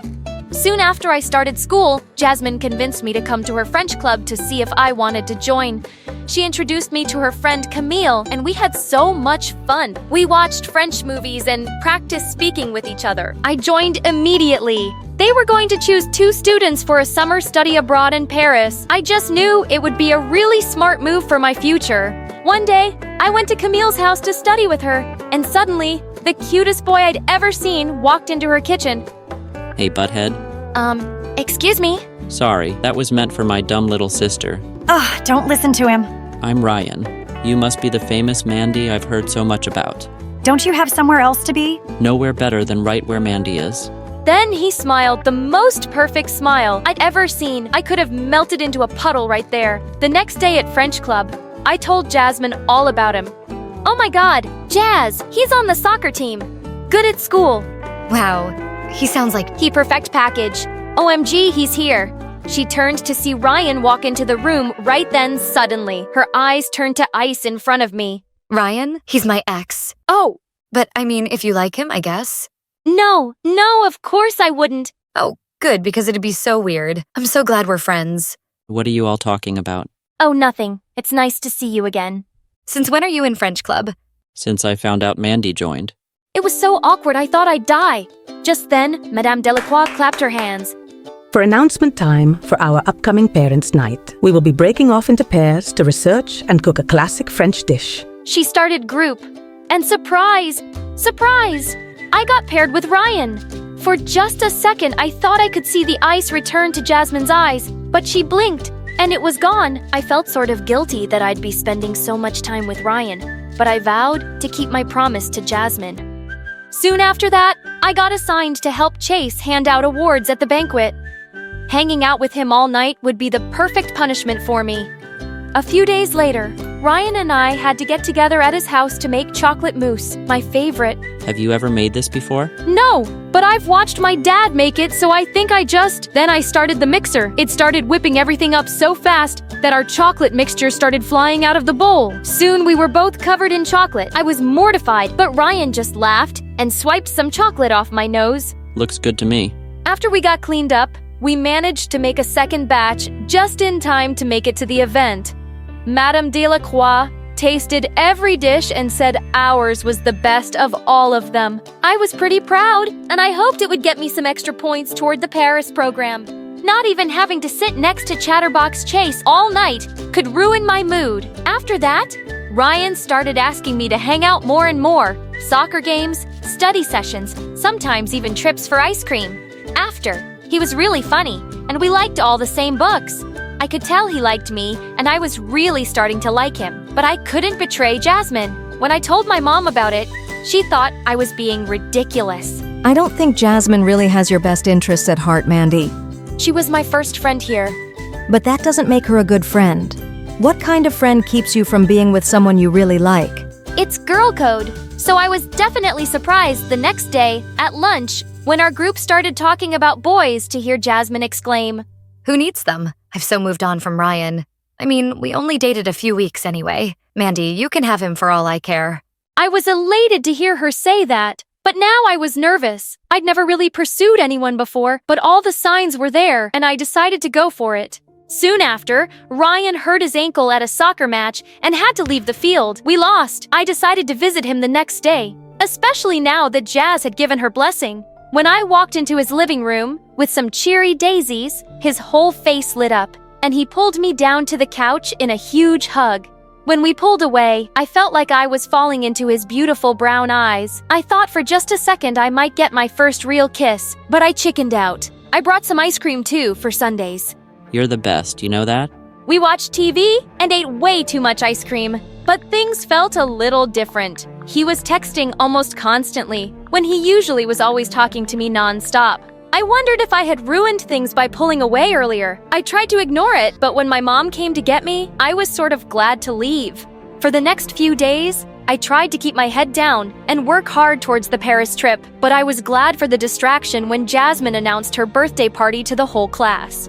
Arcade this weekend. My birthday wish list is on all the invites. You going? Of course. Jazz is my best friend. Sure she is. Cryptic much. You're so weird. I caught up with her in the hallway after. Can I hitch a ride to your party? This will be so fun. I already have your gift.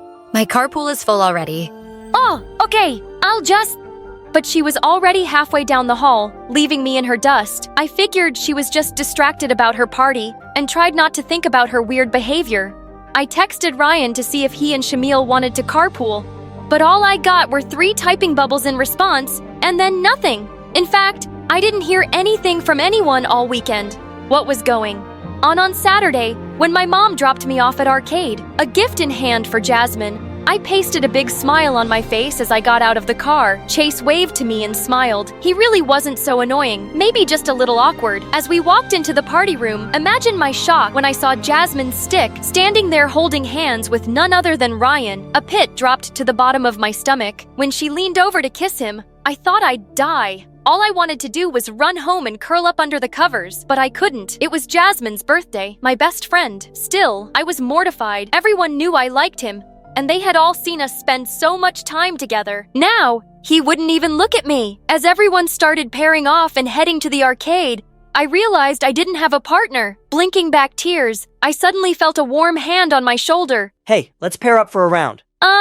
Sure. Chase and I played through, and even though I had a pit in my stomach, we actually had a lot of fun. He was pretty good, and even when I danced offbeat, he pretended not to see it. When we went inside for Jasmine's cake, I tried to put on a brave face, but when Ryan leaned over to help her blow out her birthday candles, and Jasmine turned to smile at me with a gleam in her eye like nothing was wrong, I knew I had to leave. I snuck out to the bathroom to call my mom to get me, and as soon as I got into her car, I burst into tears and cried all the way home. And even though Chase texted me to check on me, and Camille did too, the one person who I actually thought would worry enough to reach out never did. I didn't hear from Jasmine until Monday in homeroom. Mandy, why'd you leave my party? The cake was so good. Why did I leave? Jasmine? What? You have to know why I left. I don't know what you're talking about. You knew I liked Ryan. You told me you'd moved on, and all of a sudden you show up with him without telling me. How can you be mad? He was my boyfriend. Your ex-boyfriend that you said I could pursue. Why tell me that if you wanted him back all along? See, this is why we kept it quiet. We knew you'd be upset. What? We got back together the day he got hurt at his soccer match. He wanted to tell you, but we all knew you'd just be upset. So you've just been lying to me for weeks? All of you. Jazz, how am I supposed to trust anything any of you say? All's fair in love and war. And with that, she flipped her hair over her shoulder and switched desks. I was devastated. My first real friend. And everything had gotten so messed up. What had I missed? When I saw Ryan walking home from school, I sped up to catch him. What the heck, Ryan? I thought we liked each other. And then you show up like that with Jasmine and totally blindside me. I didn't know you liked me. Oh, come on. The ice cream, the flowers. You knew I liked you. There have been several moments and I didn't just imagine that you liked me too. I did, but you never said anything. Well, neither did you. And then when Jasmine came to me after I got hurt saying she wanted to get back together, why would I turn her down when I wasn't even the one to break up with her? Like me. Don't like me? Fine. But you could have had the decency to say something before just showing up like that and humiliating me. I deserve better than that. I tried to put on a brave face at school. After all, hadn't I been a lone wolf for my whole life? But I'd gotten so used to having a friend at school that I suddenly felt the absence. Luckily, Chase came to sit by me the first time he saw me sitting alone at lunch. I couldn't see why I'd hated him so much for so long, other than the fact that Jasmine didn't like him. He was so sweet and really smart. Even though I avoided Jasmine and Ryan at all costs, I refused to quit French club. As the weather got nicer, Chase tried to get me to come out to soccer games, parties, concerts. But my sole focus was on school. I was more determined than ever to get one of the spots to go to Paris and prayed that Jasmine wouldn't get the other one. Chase became my favorite study buddy. He was almost as determined as I was for me to win the top spot on the Paris trip. On the last day of school, our report cards came out straight A's. Chase and I got big ice cream sundaes after school to celebrate. As I looked across the table at him, I thought about everything that had happened with Jasmine and Ryan and our whole big group, and I decided I was so glad to have one actual good friend instead of a bunch of not-so-great ones. Afterwards, Chase and I walked down the National Mall as the sun set. So, Mr. Number 1 in the class, how does it feel? I'm just glad to have beat her, to be honest, especially after everything that happened with you. I can take care of myself. I know, but from day one you seemed so nice, and I tried to make friends with you so quickly because I knew she'd come after you right away. What do you mean? Jasmine and I have been in the same class since kindergarten. She has always kept the girls she was most afraid of close. You know, keep your friends close and your enemies closer. But I was never her enemy. She's always been afraid of the smart, pretty girls in our grade. Even if you don't see it, trust me. To her, you were a threat. Wow, I had no idea. But if I had to go through all that to become friends with you, it was worth it. Suddenly, my phone rang. It was Madame Delacroix. Hello? Mandy, I'm pleased to inform you that you have been selected for this summer's study abroad in Paris. Pack your bags, mademoiselle. I am so proud. Oh, wow. Thank you so much. I mean, merci beaucoup. When we hung up, I squealed. Oh my God! I'm gonna have a stamp in my passport. Suddenly, Chase's phone rang. And when he saw the caller ID, he looked up at me with a gleam in his eye. I could barely contain my excitement. And when he finally said, "Thank you," and hung up, he turned to me with a huge smile. Looks like I'll have a matching stamp. Paris? Together? I threw my arms around him, overjoyed to be off on a big adventure with my favorite first real friend. Hi, I'm Prisma from California. Please like and subscribe. My sister Juliet and I were born to freakishly rich parents who adored and spoiled us at our lakeside mansion. Even though Juliet and I were twins, people always seemed to compliment me more for my pretty blonde curls and blue eyes. Look at this beautiful child. She's God's gift to humans. Of course, both of our daughters are adorable. Oh, that one's yours too. I never would have guessed. See what I mean? This didn't change even after we grew up. Over time, Juliet started noticing it too and became extremely competitive, especially when it came to dancing. Look at Prisma's move. She's so adorable. She'll make us proud one day. What? She's dancing like a frog who's holding in a fart. How can you guys be so blind? I admit Juliet was better than me, but I wasn't so bad. And everyone, including my parents, seemed to agree.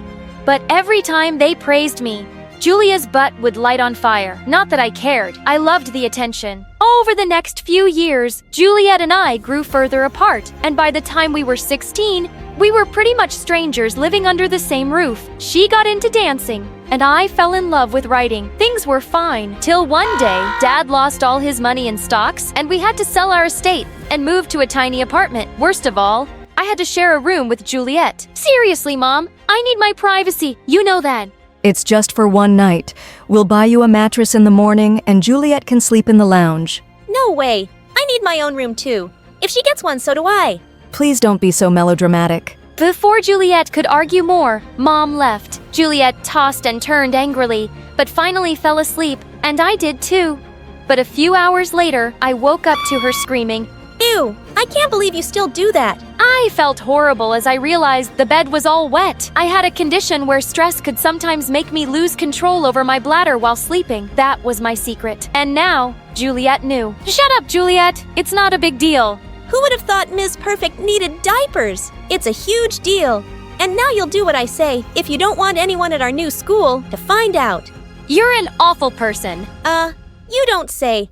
I worked so hard to be this awful, so thank you. For the first time in years, I get to dominate you. I gave up the room, and Juliet promised to tell no one, but it was so hard to trust her. On our first day of our new school, Juliet and I could feel all eyes on us as we entered, And I heard a few kids whispering about our branded clothes and bags. That's all we had from our life before. Look at them. They all look. This place is yuck. Don't say that. It's the best Mom and Dad could do. You don't have to kiss their butt now they're not around to hear you and pat your back. Anyway, I'm off. Good luck getting through a year in this dump. Such a brat. Thank God we were in different homerooms. But it was kinda true. The school wasn't half as fancy as my private one back in Malibu. Kids were louder and meaner, and even the teachers didn't seem to care. That day, as I walked back home, I missed my old life and prayed something could magically put everything back in place. I guess God was in a happy mood, 'cause the next day, Juliet gave us the best news we'd heard all week. I auditioned for the role of dancer in Superstar Karen's next movie. OMG, this Karen doesn't age. I should get her doctor's number. I know I'm, super pretty, but I can be prettier, so why not? Anyway, I got a call back for the second round. How amazing is that? That's so cool. You totally deserve it. Stop pretending. I know you're probably just burning inside. Get ready to beg for my autograph. Geez, relax. Don't be so overconfident, okay? No one is as good as me. There, this rolls in my pocket. Anyway, I have to practice, so I'll see you guys around. I was genuinely happy for her, but I just wished something could turn up for me too, especially after I saw how Mom fussed over Juliet. It made me even more jealous than I'd like to admit. Juliet's audition was in a week, and Mom decided it would be a good idea to tag along and cheer her on, despite her protests. The set was huge, and I felt like I'd entered a TV or something. Just then, Karen walked in, looking like a vision, and everyone fell silent. She looked even better than her movies. This woman was a goddess. Okay, let's get this movie started. Wait a minute, who are you? I was so lost in admiring her that I didn't realize I was standing in the middle of the scene. Oh, I'm so sorry. I was just... No, go back. Could you dance for me? Oh, I'm not really here for that. Just give it a try, please. She signaled for the music to start, and I did what she said. To my surprise, I enjoyed the attention on me, and the camera didn't make me feel nervous. After I was done, Karen took me to her office. Okay, so I'm gonna offer you a deal. $1 million, and you sign the movie now. But I've been so out of touch with dance, and my sister's way better. You should give her a chance. I don't know who your sister is, but no one here is as pretty as you. And I could always train you. Think about it. It's either you or some other girl, but not your sister. Karen handed me her card and left. And when I turned around, I saw Juliet fuming at me. And when we reached home, she went bonkers on me. How dare you? This was my chance to shine, and you snatched it away. I hate you. Listen, I know how this looks, but I didn't think this would happen. And she told me she wasn't offering the role to you anyway. So it's a good thing I got it. We could use the money. You'll make up anything to justify how selfish you are. If I don't get this role, you can't have it either. And if you take it, I'll make sure you regret it. Don't threaten me like that. If you were good enough, she wouldn't have chosen me. Okay? Think about that. I knew how Juliet felt, but it was a 1 in a million opportunity. The money would benefit all of us, and it wasn't like she was getting the role. So why couldn't I have it? The next morning, I went to Karen and signed the deal. When Juliet found out, she lost her mind and screamed for hours. But I knew I'd done the right thing for my family, so I ignored her. A week later, we started shooting, and working with Karen was a dream. She was the sweetest. But for some reason, no one else on set agreed with me. One evening, after a late shoot, we talked, and I told her my whole story. Oh, darling, I know how you feel. I come from a poor family too, and I made my way up. Really? That's so inspiring. I felt so special because she confided in me. But the next day when I met her, she totally blew me off. And soon, she started showing her true colors. She treated me like her servant, and I was stuck getting her coffee and salads, and she kept criticizing me in front of the whole crew during shootings. I decided to talk to her. But soon we started with promotion interviews, and there was never a good time. During one interview, the host asked me a bunch of questions, but Karen kept butting in. So what do you love most in the world? Well, I love... dancing and me, of course. She's my biggest fan. Yes, but I was saying that my parents... are so proud of her. I took this poor girl under my wing, and now I'll make her a big star. Isn't she lucky? Karen didn't let me say anything, and the next day, everybody was talking about her big heart. No one was talking about my talent. Great. Now people think I'm some charity case. Don't overthink it. Of course you're talented, but everyone likes a good sob story. Just go with the flow. I tried, but it kept getting worse. Everyone wanted to know more about how I became famous, and even started bothering my parents to get their answers. Are you really poor, or is this just a publicity stunt? How does it feel to live off your daughter's money? Well, it's my money to begin with, so I feel betrayed. What the heck are you doing? Telling the truth, helping the media. I'm being a responsible citizen. I dragged Juliet away before she said something to make the situation worse. And a few weeks later, we moved to another place. Lately, the stress had been so much that I was wetting the bed more frequently. I really hadn't expected things to be so hard. A few days later, I was going through the script when I heard noises coming from Karen's office and peeped in to see the writer of the movie crying. You can't do this. You promised me a better amount for my story. That's why I gave the script to you. Oh, cry me a river for changing my mind. This is my last offer. Or, I can break your career faster than I break hearts. But it's not enough. You know how much this story means to me. And I'm knee-deep in debt. Not my problem. You want the money or not? The girl left crying, and I entered the room to have a word with Karen. Stay out of it. But it's not fair. You can't just take away her hard work and not even pay her well for it. It's just wrong. Really? Have you forgotten what you did to your own sister? She was the better dancer, and you didn't even flinch before taking her place. That was different. It was me or her. And you chose you. You and I are more alike than you think. And time you go snooping around in my business, know this. I will fire you. You can't do that. I'm the face of your movie, and people would crush you for firing the poor girl. Darling, everyone is replaceable. Ask your sister. Karen's words hit me like a hot slap. And for the first time, I thought how unfair I'd been to Juliet. I had to make it right, and I started with dropping an anonymous tip to the media about how Karen exploited her staff. The news blew up like a volcano, and Karen faced bad backlash. She knew I'd leaked the news, and I was fired on the spot. But I couldn't care less. All I wanted was to make things right. But Juliet was still ignoring me, and I couldn't blame her. How one morning I walked into her room to talk, but she wasn't around. And seconds later, I heard Mom scream. What? What happened? Mom pointed to the TV, and Karen was standing with Juliet and calling her my replacement. What? I was still reeling with shock when Juliet walked in. Juliet, I know I'm probably the last person you trust, but working with Karen will destroy you. She's just using you to teach me a lesson. Fine by me. You do need a few lessons. Like, you're not the only dancer in the world, and I'm far more talented. Heck, if people knew your little secret, you wouldn't have even made it this far. Now stop being annoying or I might tell it to the press. The industry runs on gossip. Sure, people will talk about me for a few days, and then what? They'll forget about it. But working with Karen will make you miserable. Don't do this. I'll do anything I want. Now get out of my way. I have a plane to catch.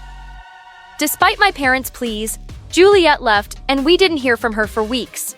Slowly, I got back to my studies and managed to pass my high school. But we were running out of money, and I needed something to keep afloat. So I decided to apply for small roles in movies. A few days later, one of the old writers on Karen's set called me and said she'd recommended me for a role in the movie based on her script. It did well, and I started getting more offers. Slowly, the money started rolling in, and we moved to a better place. I even saved up enough to put me through a writing school, and things were fine, except Juliet was still in the back of my mind. And then one day, while I was leaving for work, Mom came running in. It's Juliet. She's in jail. What? Mom told me that Juliet was involved in some embezzlement scandal with Karen, and they'd been arrested. We went to the police station with a lawyer to bail Juliet out. My parents seemed to forgive her instantly, but I was still mad at her. Prisma, there's a lot I need to say, but I don't know where to start. How about sorry or thank you? I am really sorry. I was blinded by all the glamour and a chance to be better than you for once. Karen treated me just like you said, and she'll get powerful lawyers and get herself out of this mess. But I'm stuck in it now. You don't have to believe me, but I'm innocent. I tried telling you she's a witch, and I think I do believe you. Do you think you can forgive me? I will never even mention the word diaper in front of you. Shut up! I'm better now, and it might take some time to fix things between us, but let's get this mess sorted first. And I'm happy to have you home. Hi, I'm Joy from Chicago. Please like and subscribe. My parents always loved to call me a unique child. When I was little, I was always making toy buildings out of random stuff. Seashells, bottles, cereal boxes, anything I could get my hands on. I was also kind of shy and found it more fun to help out with chores at home than play with other kids. One day, Mom was teaching me how to make pancakes when she suddenly stopped and stared at me. Sweetie, what's the matter? Am I going too fast for you? No, Mommy. Everything's fine. But you keep blinking a lot, like there's something wrong. I hadn't even realized it. So Mom took me to a doctor, and I got diagnosed with an excessive blinking condition. It was nothing serious, but in school, kids started making fun of me for it, and I'd mostly just stay away from them and sit alone. One day in 3rd grade, I was making a presentation, and this stupid boy kept interrupting. Miss Brown, why does Joy blink so much? Just keep quiet and listen to Joy's presentation, please. But how can I listen when Joy's eyes are doing all the talking? The whole class burst out laughing. Just then, this kid Martin walked over to the annoying boys' table. Hey, don't talk about Joy like that. Oh yeah, who are you, her boyfriend? Martin jumped on him and the two started wrestling like crazy. They both ended up in detention for a week. So after school, I snuck into the detention room and sat next to Martin. Hey, thanks for sticking up for me. I hate when people tease you. You're like the awesomest, smartest girl in our class. I joined Martin for detention every day, and after that we hung out all the time. It turned out he even lived in my neighborhood. I'd always been a loner, but for the first time, I had a best friend. And it was amazing. Having Martin in my life made me less shy, and I changed a lot. We stayed super close through the years. But when we reached high school, Martin gave me some news one day. My dad's business really took off, and we're moving to another neighborhood. I'm also going to a private school. Wow, that's super cool, but I'll really miss you. Hey, why don't you apply for a scholarship? Then we can still be at the same school. My parents were happy for me to try to get into a better school, so I applied for the scholarship and I got in. Little did I know that it was the worst decision ever. On the first day of 9th grade, I almost fell over when I saw Martin. There he was, dressed head to toe in designer clothes, and was wearing a gold watch. Who are you and what did you do to my friend? And how much gel is in your hair? Dude! This is just how the cool kids dress nowadays. You didn't know that? No. Should I? Yeah, you should. You need a makeover, girl. I just laughed and punched his arm. Later at lunch, a bunch of rich kids walked by our table. Hey, Martin, I've seen you around my neighborhood. Want to come to my party this Friday? Sure. Can I bring Joy with me? She'll have to buy new shoes first. I bet the one she's wearing right now came from a garbage dump. Hello, I'm right here, and I love these shoes. Joy, she's joking. Calm down. The girl walked away with her minions, and I felt so annoyed at Martin. How could he think that comment was a joke? Apparently, there were lots of kids at school who lived in Martin's neighborhood, and it seemed like he was becoming friends with them overnight. That next Monday, I didn't see Martin until lunchtime with his arm around a really pretty girl. Hey, saved a seat for you at our usual table. Actually, I have a girlfriend now, so I'm gonna go sit with her. Oh, okay, well, have fun. I went to sit by myself and watched Martin from afar. He looked happy, but he just wasn't acting like himself. As weeks went by, Martin got super handsome and muscular and really popular. I missed my friend, but I gave him his space. But one day, I caught Martin and his friends surrounding a younger kid, and Martin was reading his diary out loud. Stephanie Twain, the love of my life since 5th grade. I ran forward and snatched the diary from him. What are you doing? What?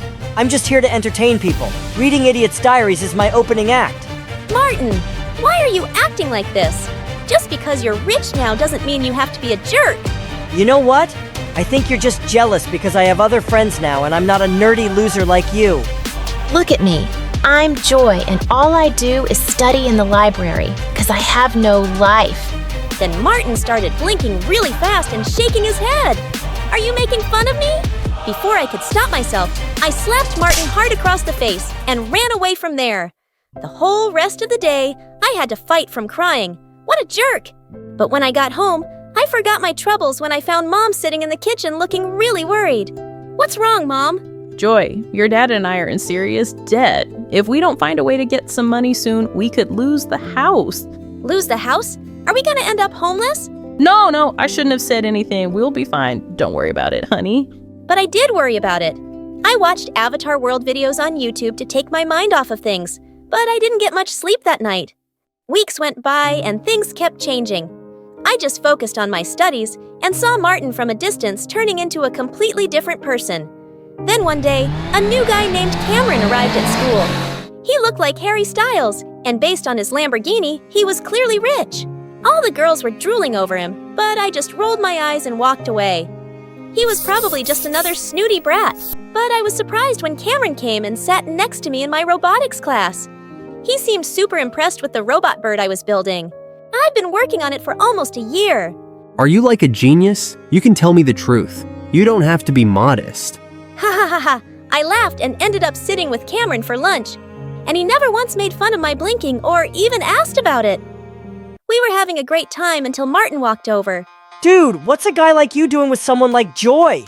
I'll introduce you to my friends. They're more your type.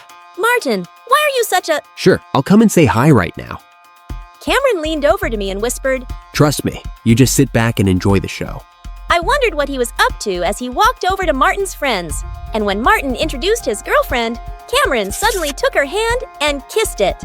I'm heading to a yacht party tonight. I'll offer you $500 to be my date. His girlfriend instantly pushed Martin away and armed through Cameron's. You got yourself a deal, cutie! Wait, what the heck? I thought you really liked me.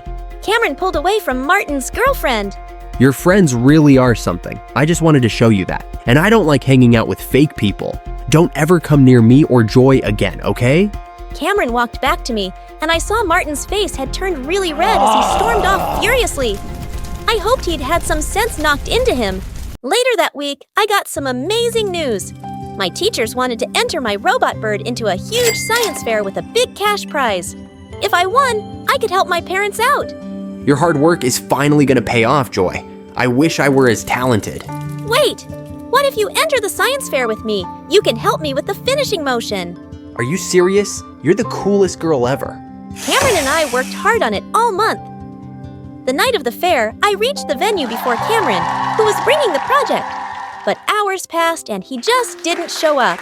I called and texted frantically, but he wouldn't answer his phone. I was called to the stage empty-handed. The judges couldn't wait any longer. I was disqualified. But just as I was leaving the venue, Cameron showed up. Oh my God! Where were you? How could you let me down like that? Joy, I'm so sorry. When I left the school with the project, all my tires were flat. 10 minutes later, I couldn't even call you because my phone wasn't in my bag. I don't know who stole it or slashed my tires, but I can make a guess. Martin! I was burning with rage the next day when I saw Martin in school. I walked up to him and grabbed his collar. You heartless jerk! You did that to Cameron, didn't you? Hey, back off! And yeah, I did, haha. But why are you so worked up? So your lover boy had to wait on the road for a while. Big deal! It's not just about him, Martin. I missed the science fair because of what you did. You know, I've been working on that project for a year. Doesn't that mean anything to you? For a second, he looked taken aback, but then he just shrugged. How was I supposed to know all that? Anyway, I did you a favor. You've been a nerdy loser since I met you. It's time you found a new hobby, Blinky. I sprung forward and pushed Martin to the ground. I'm just through with you. I used to think you'd be the last person to ever hurt me, but I don't even recognize you now. You're just a big jerk bully. I turned around and fled from there. At that moment, I hated him so much. A few days later, I was studying at the library for exams and realized it was really late. As I walked out of the building, I heard laughter coming from the back alley. I went over to see what was going on and nearly fell backwards. Martin and his friends were spray painting the principal's brand new car. Are you crazy? What are you doing? Ugh! What are you doing here, Joy? Martin, just please stop this. You could get in so much trouble. As if you care. Just keep walking and pretend you never saw this. I had no choice but to leave, but seeing him this way was so frustrating. The next day when I went to school, all everyone was talking about was how the principal's car was wrecked, and he was raging mad. But in the third period, I was shocked when I was called to the principal's office. I saw on the CCTV footage that you were on the premises last night when my car was destroyed. But sir, I had nothing to do with it, I swear. Oh, I know that. But I think you saw who did it. I just stared back at him and then spoke. It was really dark. I wouldn't be able to tell you who it was for sure. Joy, you're here at this school on a scholarship. If I don't have a name by Monday, you'll lose it for next year. I suggest you be smart and think about your future. I walked out of the principal's office in shock. Just then, Cameron caught up with me. Joy, what's going on? Why were you called to the principal's office? I told him everything that had happened. You can't just throw away your scholarship like that. You have to turn Martin in. How can you even suggest that? He used to be my best friend, and I'm not a snitch. He's not your best friend anymore. He's a jerk, and he deserves this. If he was a nice guy once, he's changed, Joy. But I didn't change. I just can't do this, Cameron. I won't do this. I'll go to another school. It won't be as great as this one, but I'll be okay. Tears stung my eyes. I thought about the colleges and opportunities I'd never have now. But I was doing the right thing. That Monday, I went to the principal's office with a heavy heart, ready to lose my scholarship, but he told me the most shocking news. Martin had come to his office and confessed to destroying his car. So what's going to happen to him now? He's already expelled, of course. I couldn't believe it. Why did he suddenly confess? And he even took the fall for his friends. I found the other two brats who were with him that night snickering in the hallway, and I asked them. We don't know why that loser did it. We'd all gotten away with it. It wasn't his idea. He just does whatever we tell him to, always trying so hard to be one of us. I've known Martin for years, and trust me, he's 10 times better than all of you.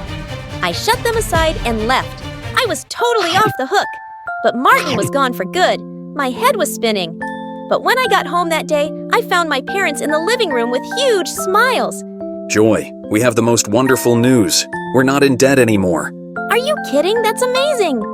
But how? Some anonymous donor paid off all the money we owe for the house. We have no idea who did it. It was probably Cameron.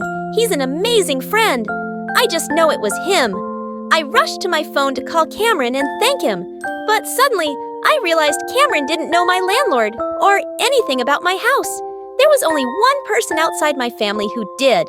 The next morning, I took a bus to Martin's new place and knocked on his door. Hey, I have a weird question. Did you pay off our mortgage? Yeah, I did. But hey, don't worry about it. Our moms ran into each other, and your mom told my mom everything. I told my parents I'd help them out at work every weekend if they paid your loan. Martin, I don't understand. I thought you hated me now. Why would I hate you? Cameron told me what you did for me. After how horrible I've been. You were gonna give up your scholarship and ruin your future for me. I guess I'm not really surprised, because that's just who you are. The best friend one could ask for. I couldn't let you do that though. I got expelled, because I deserved it. And I'm really sorry about everything. I was so touched to see Martin's teary eyes. Hey, don't make me cry, bro. It's okay. And thank you for apologizing. I'm just glad to see my old friend back. Me too, and for the record, Cameron's a really good guy. You have my blessing to be with him. Yeah, I didn't ask for your blessing, but thanks anyway. Hey, I'm Anna, and I have a crazy story to tell you. But before I do, please like and subscribe. I grew up in an orphanage, and ever since I was little, I was surrounded with people who loved me. They said I had the prettiest blue eyes, and my smile could brighten up a room. I'm sure you'll get adopted by someone amazing, and you'll live like a princess. I wish, but I don't want to leave you guys too. I loved my life there, but I wanted a real family too. My wish came true when I turned 5 and a rich supermodel, Clara, adopted me. She traveled a lot for work, and I became favorite travel buddy. When I turned 16, I started a YouTube channel documenting all my travels, and within 2 years, it had more than 20 million subscribers. Life was great, but then one day, everything changed. I was in the cafeteria when my best friend Candace came running to me. We've been friends ever since I got featured on her channel where she pranked people. You've got to see this, Anna. There's a girl who looks exactly like you. Candy, is this another one of your dumb pranks? I still haven't forgiven you for stuffing fear-fake spiders in my locker. Girl, I'm not fooling around. Trust me. Now get up. Just then, a girl swooshed past the crowd and hugged me, and when I saw her face, I almost passed out. We were identical. Holy mother of toads! Told ya! It's really you, Anna. Yeah, but who the heck are you, and why do you look like me? The girl told me her name was Jamie, and she was my twin sister. My head spun in 1,000 directions as I pulled her to the side to talk. Okay, tell me everything. My parents. Our parents are from Hawaii, and that's where I grew up. It's a beautiful place. You should visit. Oh, wait. I'm sure you've already been there since you've been everywhere. Get to the point, Jamie. Sorry. So I didn't know I had a sister till I saw your videos. I am so happy to have found you. How are you so sure I'm your sister? Maybe we're just two people who look exactly like each other. When I saw you, I confronted our parents, and they told me that they gave you up because they couldn't afford 2 kids. That makes no sense. Listen, I get it. I look like a homeless person, and you're, well, a queen. I know it's difficult to trust me, but we can get a DNA test to confirm it. And we did take the test. When the results came out, I was shocked. She really was my sister. I was happy and hurt at the same time. The next few days, Jamie and I hung out a lot. She told me she was here on scholarship and was living in some shabby hostel. So I asked Clara if she could live with us. I don't know. I mean... Please, please. You're so busy these days, and I could use some company. But you hardly know her. She is my sister. Clara eventually caved and Jamie moved in. We set up a room and stayed up all night, talking. Slowly, we got close, and Jamie even helped me shoot my videos. One day we were shooting in the schoolyard when Liam, the hottest guy in school, walked up to me. Wow, and here I thought you couldn't look prettier. Yeah, says the guy who has the whole town drooling over his looks. Did you get a new haircut? She noticed. As Liam left, Jamie smirked at me. You totally like him. No, I don't. I mean, he's cute and all, but I don't know. We've been friends for so long. Okay, that was a total lie. I've had the biggest crush on Liam, but I wasn't sure if he liked me that way, so I kept my feelings to myself till I found a good time. The next few weeks, I took Jamie with me everywhere, and Candace wasn't too thrilled. She's always around. It's annoying. Give her some time. You'll warm up to her. Now let's get this video started. Our fans are waiting. Just then, Jamie walked in with drinks, tripped on the cords, and sent the soda splashing all over the computer screen. Get off me. You ruined everything. Do you know how much money went into the system? I'm sorry. Please don't worry. Be mad. I slipped. Just tell me what you want me to do. I'll get a job and replace all of this. Should I sell my phone? I'll even sell my hair. Oh shoot, can't I just... Jeez, Jamie, chill out. Accidents happen. Candy, I'll replace your stuff. Let's not make a big deal out of this. Candace left angrily, and Jamie cried all day until I took her out for ice cream, and she finally shut up. We even decided to stay home that weekend because Jamie was so bummed out. But then Liam invited me for a party, and I couldn't say no. I asked Jamie to tag along, and she reluctantly agreed. But my jaw dropped when I saw her dressed up. Wow, you look well like me. It's nice, right? I wanted to make an impression as your sister. Can't let your reputation stink just because I do. Don't say that. You look great. We were having a blast at the party, and thankfully, Candace was in a good mood, and she and Jamie made up. I was getting some drinks when Liam tapped on my shoulder. I'm glad you showed up. How could I not? It's your party. Listen, I've been wanting to tell you something, but I was waiting for the right time. I like you, Anna, like a lot. And something tells me you like me too. Liam, Anna, we have to. Oh my god. I'm interrupting something, right? I'm so stupid. Are you mad at me? I think you are. Maybe I should leave. Orient. No. Wait. I don't have a car or money for a cab. It's okay. I'll hitchhike with some stranger. Hopefully he won't be a kidnapper or a weirdo. Oh my god, Jamie. You know what? Let's just leave together. I'll talk to you in school. Liam? We left, and I couldn't help feeling annoyed with Jamie. But when we reached home, Jamie's phone rang, and she went to take the call. But when she came back, I could tell she was crying. What's wrong? Our parents want me to pull out of school and come back home immediately. You know, Anna, I've never had a friend because Mom and Dad just wouldn't let me leave the house. I hate them. They're crazy. It can't be that bad, Jamie. They chose you over me, so I guess they do love you. I just wish I could ask them why they had... That's it. We should switch places. You'll get your answers and I'll get some time to think about how to convince them to let me stay here. I don't think that's a very good idea. Sure it is. Aren't you even a little bit curious about them? I was curious about my parents, and maybe going as Jamie wasn't a bad idea. But I couldn't tell Clara. What if she didn't like the idea of me meeting my birth parents? And definitely not Candace, because she would just talk me out of it. We decided to do the switch over the weekend since Clara was out of town. Soon, I was on a plane to Hawaii, and when I reached Jamie's house, I kind of teared up seeing my birth parents, but they looked terrified. Quick, come inside now before someone sees you.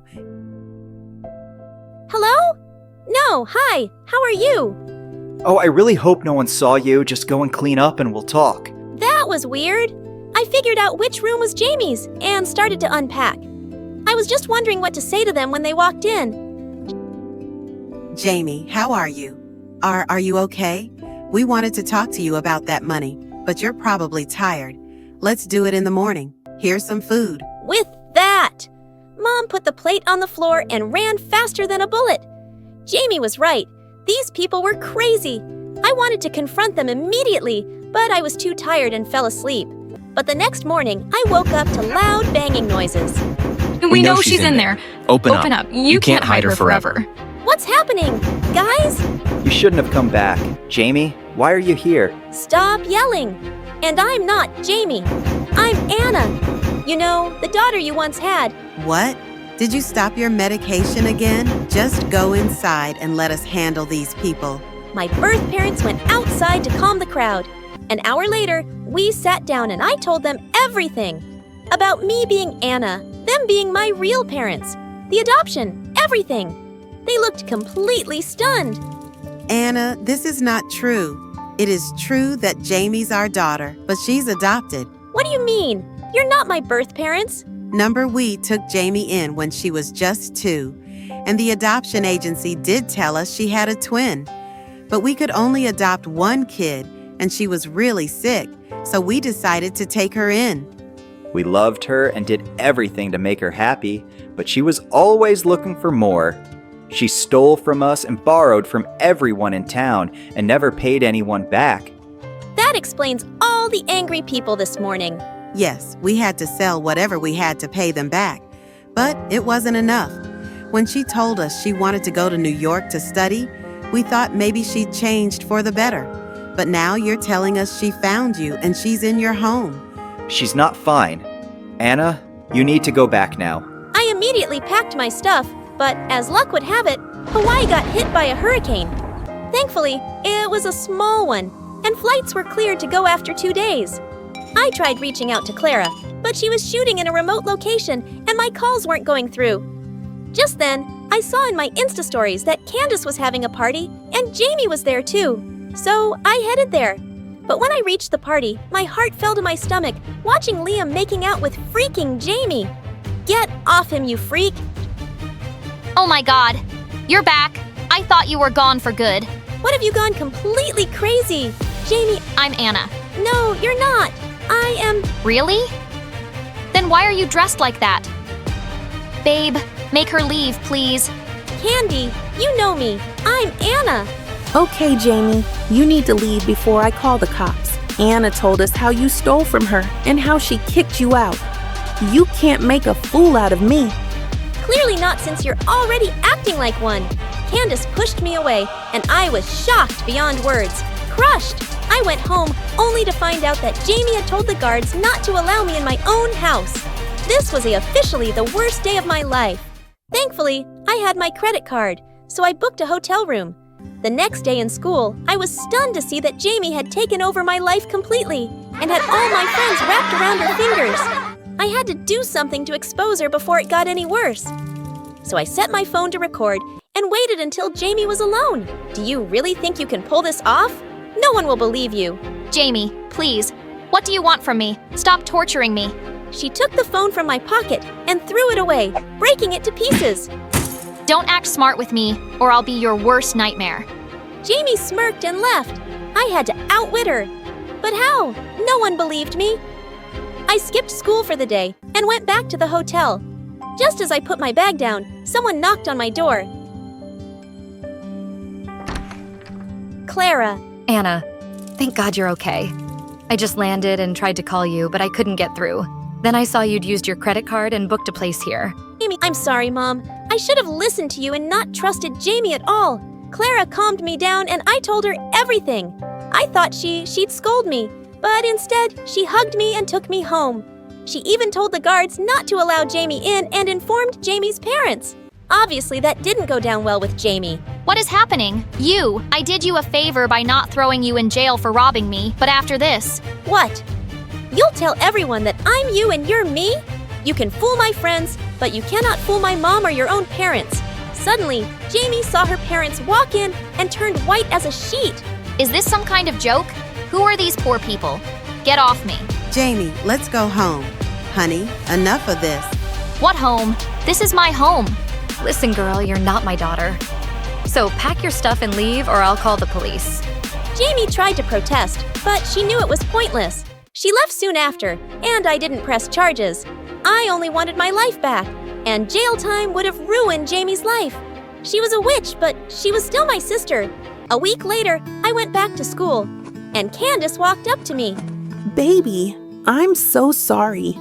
I should have known. It's cool. I just wanted to get past everything. Candace and Liam apologized, and a few months later, Liam and I started dating. He even joined me on my travel adventures, and things went back to normal, or so I thought. A year later, I was in Italy with Liam for a shoot. It was pretty late when I got to the hotel, but as soon as I entered, I realized someone was in my room. My blood froze to see Jamie grinning at me. How? How did you get in? We're identical, remember? It wasn't difficult to get the master key from the manager. Tell me, are you enjoying living my life? What do you want? I want what's rightfully mine. I should have been the one adopted by a rich family, but instead I got thrown into a dump. While you're living like a princess, you have everything. The big house, the perfect mom, the golden boy. That's just not fair, is it? Jamie stared at me with murder in her eyes. I tried to say something, but words just fell out of my mind. Suddenly, I heard a huge crash, and Liam rushed in with the police. Are you okay, Anna? Liam told me how someone on the hotel staff had seen Jamie come in, and then I walked in 5 minutes later. They were confused and called me. Since you weren't answering, it wasn't hard to guess it was Jamie. He's lying. I am. Anna. Enough! Stay away from my guy and my life. I can't believe I ever called you my sister. You psycho! Rot in jail for a long, long time. The police took Jamie away and I never saw her again. It took me a while to get over the episode, but with therapy and support from friends and family, I'm better and thriving. Hi, I'm Rena. Please like and subscribe. I was walking in the school hallway after I failed my chemistry exam for the 5th time in the 10th grade. And that's when I realized that the best thing I could do was look for a good husband and marry him after graduation. I had no future in college anyways. And when I was busy imagining myself as the wife of a handsome billionaire, I bumped into a boy I had never seen before. And in a heavy accent, he said, "You have 3 weeks to fall in love with me." "What?" I was shocked, but he looked very serious. I tried to push him away, but he stopped me. It's only 3 weeks, and I know you very well, Rena. You'll like taking risks. Agree to this and I promise you, you will have the best time of your life. I stared at him and started talking, but I tripped over something and was about to fall when he caught me just in time. Easy there, baby girl. What did he just call me? I pushed him away and fell on my butt really hard. Don't touch me! And where are you from? Italy! Italian guys are so attractive, but you look ugly to me. Of course I was lying. He was really cute. And so what? You made a bet with your Italian friends before coming to the States that you will make an American girl fall in love with you in the first 3 weeks. Kinda, but the bet was with my brothers. It was actually for 5 weeks. But when I saw you and knew you were miserable and ugly, I chose you and told my brothers. Nah, I only needed 3 weeks to make this girl fall head over heels in love with me. Wow. Who did he think he was? Did you just call me ugly? Yeah, but people must tell you that all the time, right? Ugh. I ignored him and walked away, but he followed me and started begging. He told me he knew about my sick dad and that I lost my mom years ago. He offered to pay me $10,000 if I agreed to spend 3 weeks at school with him so his brothers could see us together. And what did I have to lose? I already failed 2 exams. Are you gonna buy me food? A lot of food! Deal! And just like that, I became his fake girlfriend. His name was Antonio, and he was super rich. And in the first 2 hours of our fake relationship, he bought me 5 Gucci bags. If I have to be seen with you, you should change your cheap, ugly clothes. These are your size and your favorite color. Black! How did you know about my favorite color? You mentioned that in an Insta post March 2018, and you said from now on, I will only wear black. Yeah, it's the day my mom passed away, and I was just sad. Oh, I'm really sorry. Please forgive me. I saw this as a chance to make him feel guilty, so I said, I don't know if I can forgive you. That might take a while.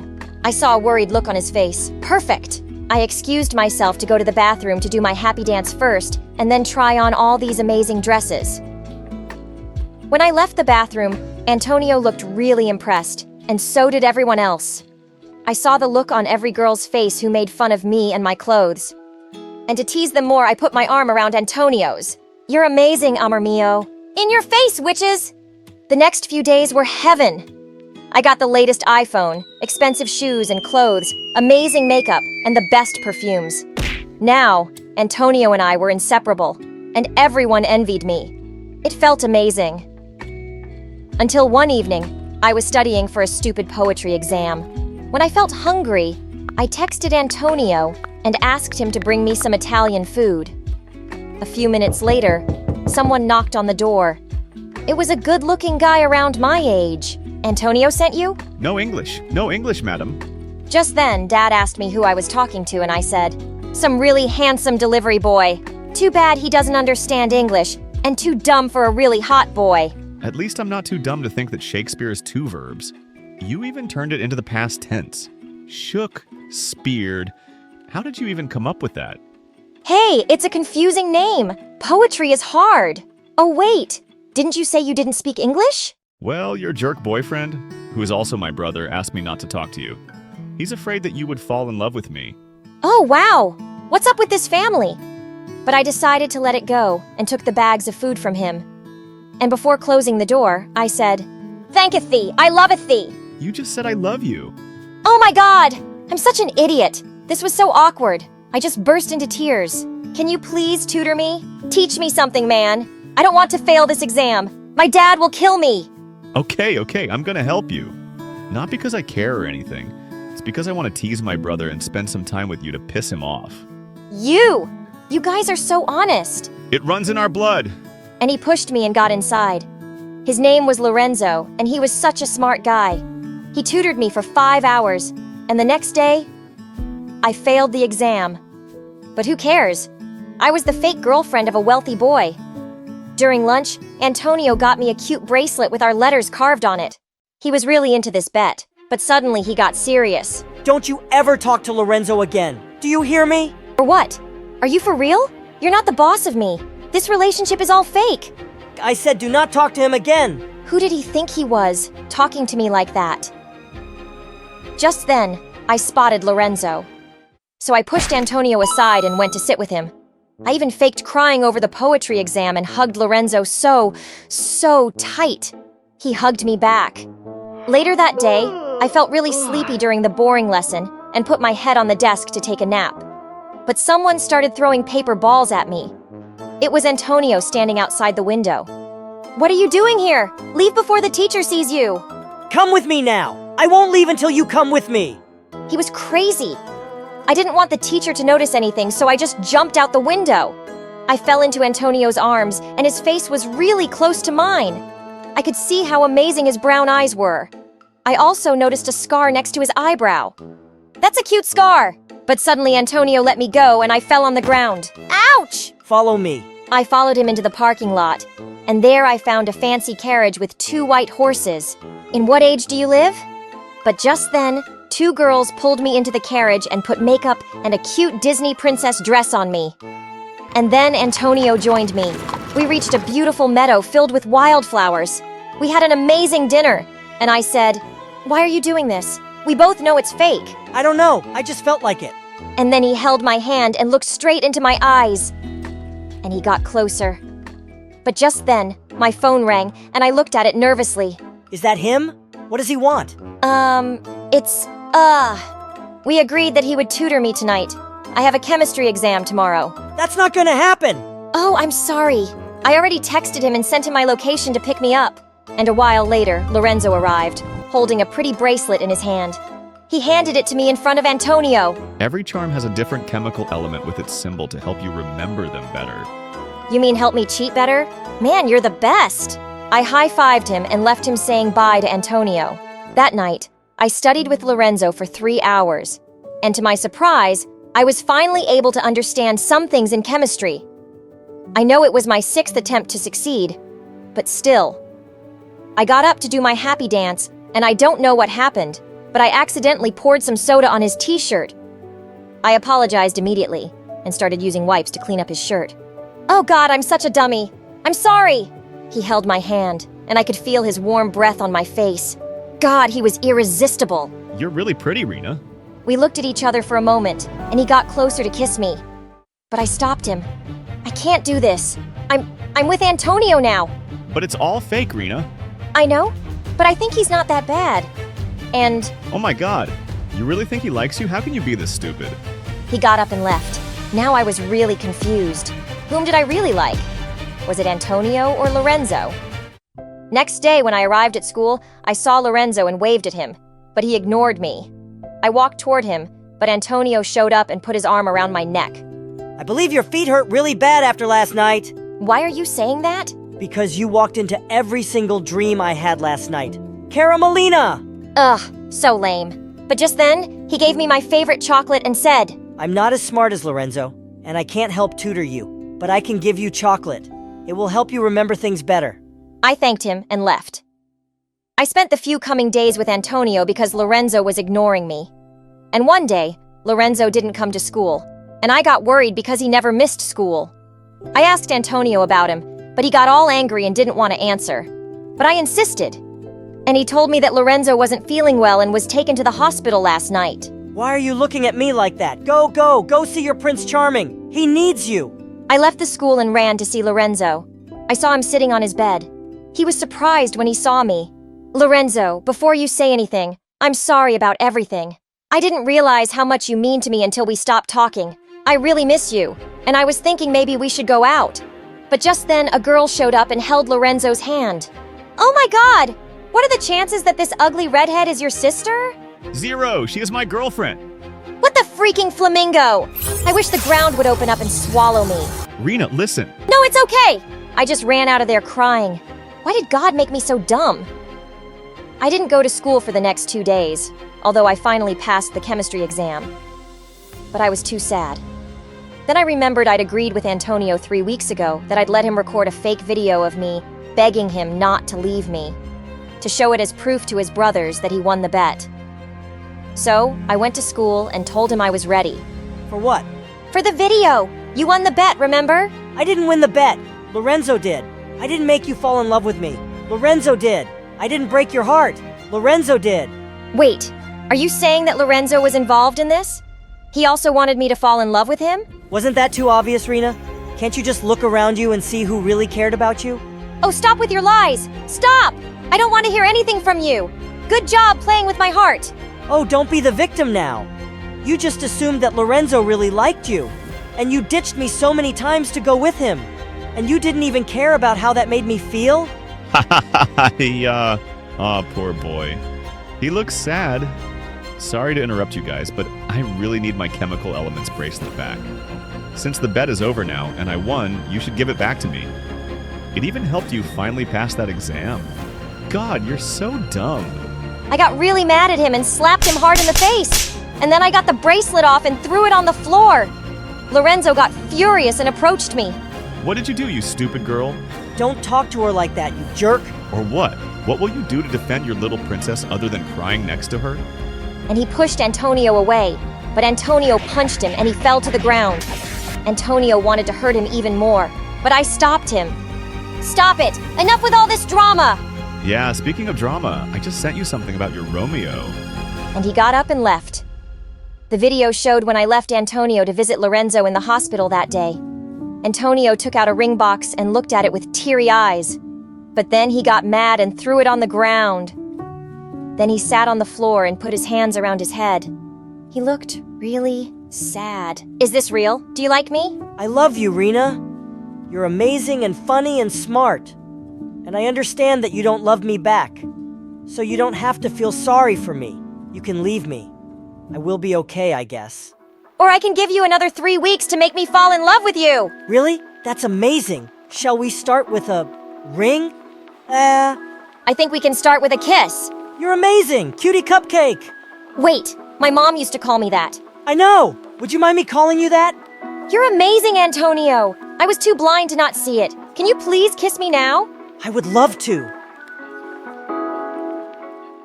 Hi, my name is Ashlyn, and I'm from Brooklyn. Please like and subscribe. My twin sister Brooke and I were born to a single mother, and we were the prettiest set of twins with gorgeous blonde hair.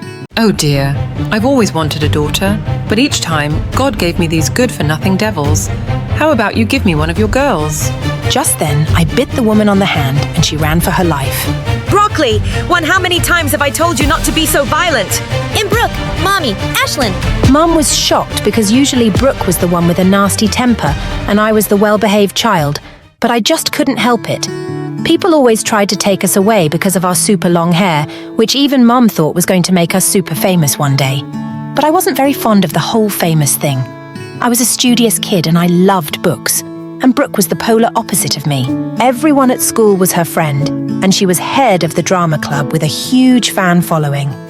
In the 6th grade, I topped my grades, and Mum took us to a fun fair as a treat. But on our way, she bumped into a friend, and while I checked out the stalls, Brooke went on to buy some ice cream. But minutes later, I heard her scream.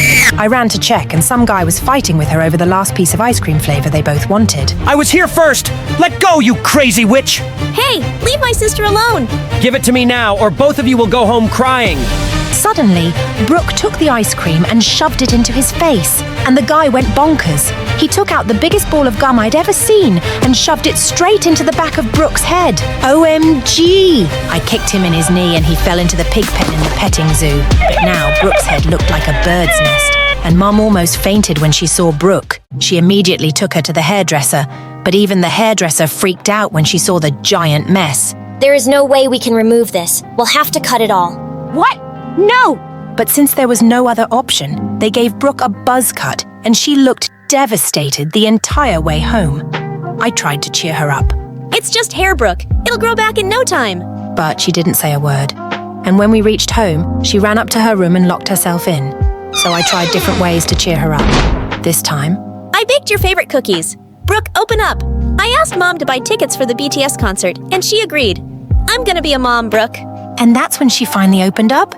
God, you're so dramatic. So are you. Could it be we're related? Days later, when the school reopened for the new session, I made Brooke wear a wig. But since it was summer, Brooke kept scratching her head like crazy the entire time. Oh God, please stay away from me. I think she has lice. How dare you even say that? She does not have lice. Right then, the boy sitting behind Brooke noticed her wig coming off and he pulled it off. Oh God, she's a baldy. Wow, we can finally tell Brooke and Ashlyn apart. The pretty-haired one is Ashlyn, and the bald one is Brooke. All the kids burst out laughing, and Brooke looked furious. She jumped on the kid who pulled her wig and grabbed his hair until he let out screams. The teacher pulled her away and was about to send her to the principal when I begged her to let it go. And thankfully, Brooke got away with a warning. But the next morning when Brooke came down, Mom and I were shocked. Did you forget your wig, sweetie? Everyone knows what I look like now, Mom, and it makes me itch. Come on, honey. You wouldn't want to go out of the house looking like an egg. Mom, I think you look cool. Brooke. Whatever, I don't need your approval. Huh? What was that about? At school, I warned all the kids to not mess with my sister, but it seems like Brooke didn't care about it anyway. And then one time, I was in the school's hallway when Brooke's drama club members came up to me. Ashlyn, Brooke left the club, but we really need a pretty girl lead for the play. Can you take the role? Please, please. They kept begging me to replace Brooke and didn't leave until I said yes. But just then, a boy walked past me and I dropped all my books. Hey, watch it, dude! But when he turned around, I was shocked to see it was Brooke. Oh, I'm sorry. I thought I didn't see it was you. Yeah, that's the thing, Ash. Saying that she just turned around angrily and walked away. And I felt so stupid for not recognizing her. After that day, something changed in Brooke, and she started to talk to me less and less, and Mum only made things worse. Every time we'd go out, she'd made Brooke wear a captain. A few weeks later, when we got home from school, Mom was screaming with joy. Oh, honey, I have great news. Some weeks back, I had sent Brooke's photos to a company that was looking for a new model. And guess what? They selected her. For the first time in ages, I saw a huge smile on Brooke's face. And then Mom said, "But now Ashlyn will have to play the part." What are you saying, Mom? Mom told us that the company wanted to use a model for their new hair products. And since Brooke had lost her hair, my natural hip-length blonde hair made me perfect for the part. Just then, Brooke took a vase on the table and smashed it to the ground. How can you do this to me? Those were my pictures. I was the one who got selected. She cannot take my place. But what can we do if your hair won't grow back? It's been like that for months now, and God knows if it's ever gonna grow back. Listening to Mom's words, Brooke ran to her room crying, and I told Mom I was not gonna do it. Oh, Ash, I wish I'd never have to tell you this, but things are really tough at work for me right now. They might even fire me, and I'm so worried about how I'm gonna take care of my girls. Seeing Mum so stressed, I had to say yes to the offer. But now Brooke was super mad at me, especially after Mom took her to the doctor and we discovered that her hair growth rate had slowed down drastically.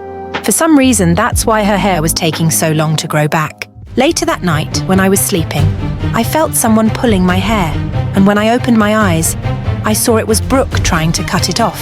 OMG, Brooke, are you crazy?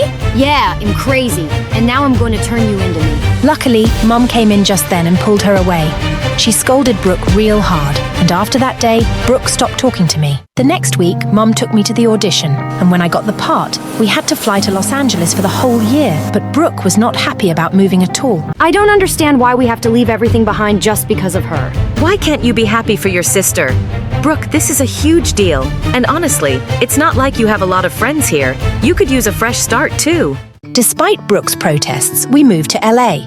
The campaign I did became a huge success in no time, and my ads were everywhere, on buses, on billboards, and on TV. By the time I turned 15, I had a huge portfolio of modeling work, and Mom had become my manager, and she decided to enroll me into a private school. Honey, you're a celebrity now. Your safety and education has to come first. I was more than excited to finally have proper schooling after all these years of modeling. And I asked Mum to enroll Brooke with me too. But as soon as we entered our new school, kids came running at me to take autographs and selfies, and they'd follow me everywhere I go, and I just hated it. But there was someone who loved seeing me so miserable. Brooke. Over the years, I tried to include her in everything I did. I would even get designer dresses for her to join me on the red carpet, but she'd just toss them away in the trash. What is wrong with you, Brooke? I got the dress specially made for you. I don't need your charity, Ash. Especially when everything you are right now is because of me. I hated the bitterness Brooke had in her heart for me, and I wished I could just remove that. Don't you worry about her, sweetheart. You have no time for her jealousy. You just focus on your work. Time went by, and Brooke grew confident in her own look and joined a local modeling agency. And I decided I was going to leave the world of fame and finally focus on my studies. But the same day, Mum told me that I'd been cast as the lead for a huge movie. But Mom, I told you I didn't. Oh, honey, this is the last time, I promise. It's just that I made an agreement, and now if you say no, we'll have to pay a huge sum of money cancelling it. Okay, but it's the last time. A few days later, we had the announcement party for the movie, and Mum was taking me shopping for it when a card fell from her bag. It was an invitation card for Brooke's first play at the theatre, where she was playing the lead role. Mom, we should definitely go to Cheerbrook-on. This will mean so much to her. It's the same day as the announcement party of your movie, and that's more important. But I totally disagreed. I left Mom at the movie party and slipped off to see Brooke's performance, and she was awesome. I didn't find her in the dressing room, but I left flowers for her and left. My movie started shooting soon after, and I was a bit starstruck when I met the male lead actor, Tom. He was a super famous movie star at the age of just 20, and he had a huge fan following. But he was really nice and instantly made me comfortable. And over the course of the shooting, we became really good friends. On my 18th birthday, Tom even surprised me with a cake and congratulated me. But just then, I noticed Brooke outside my dressing room. I stepped out to see her, but she was already gone. And then I didn't see her the entire day. But the next morning, I woke up to the worst nightmare of an actor. My phone was buzzing like crazy and pictures of me hugging Tom. And rumors of our link-up were all over the news. But there was no way anyone from the set could have leaked those pictures. And that's when I remembered seeing Brooke on the set the day before. Holy freaks! I couldn't believe she'd stooped so low. Later, when I came out of the house, there were paparazzi everywhere, and I had to disguise myself to go for the shoot. When I reached the set, we were about to start shooting when Tom's girlfriend came on set and threw the newspapers in my face. You homewrecker! How dare you try to steal my boyfriend, you ugly-faced lizard! I didn't steal anyone. It's all fake news. Babe, can you please calm down? But she didn't calm down and tried to attack me. Just then, Brooke came from behind and dumped a slushie on that witch's head. And security pulled her away for trying to create chaos on the set. Brooke, what are you doing here after ruining my reputation? What? What are you talking about? Oh, stop it. I saw you at the set yesterday. And I know you're the one who sent my pictures with Tom to the media. Have you completely lost it? I wasn't the one who did it. It was Mom. What? The freaking Funyuns. Mom was the one who sent your pictures to the media. I heard her talking on the phone this morning. That's what I just came here to tell you. But I saw you on the set last night. 'Cause it was our birthday, dummy. You came to see my play even when you had a huge movie party. And it meant a lot to me. So I thought I'd repay the favor by visiting you. But as soon as I reached here, I received an important call and I had to go back. But that wasn't all. Brooke told me she had doubts that Mom had been up to no good. And when we investigated it, we found out that Mom had been stealing from me and filling her bank accounts. Holy freak. She was a blood-sucking mosquito.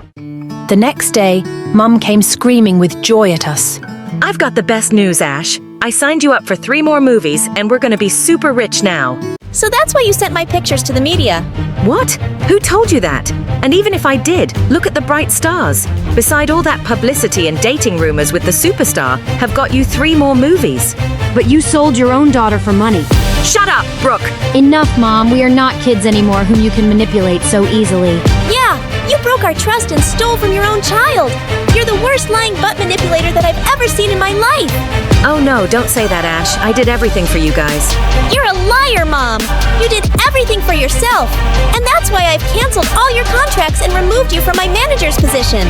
No, you can't do that! Guess what? We already did. Suddenly, Mom completely lost it and tried to attack me.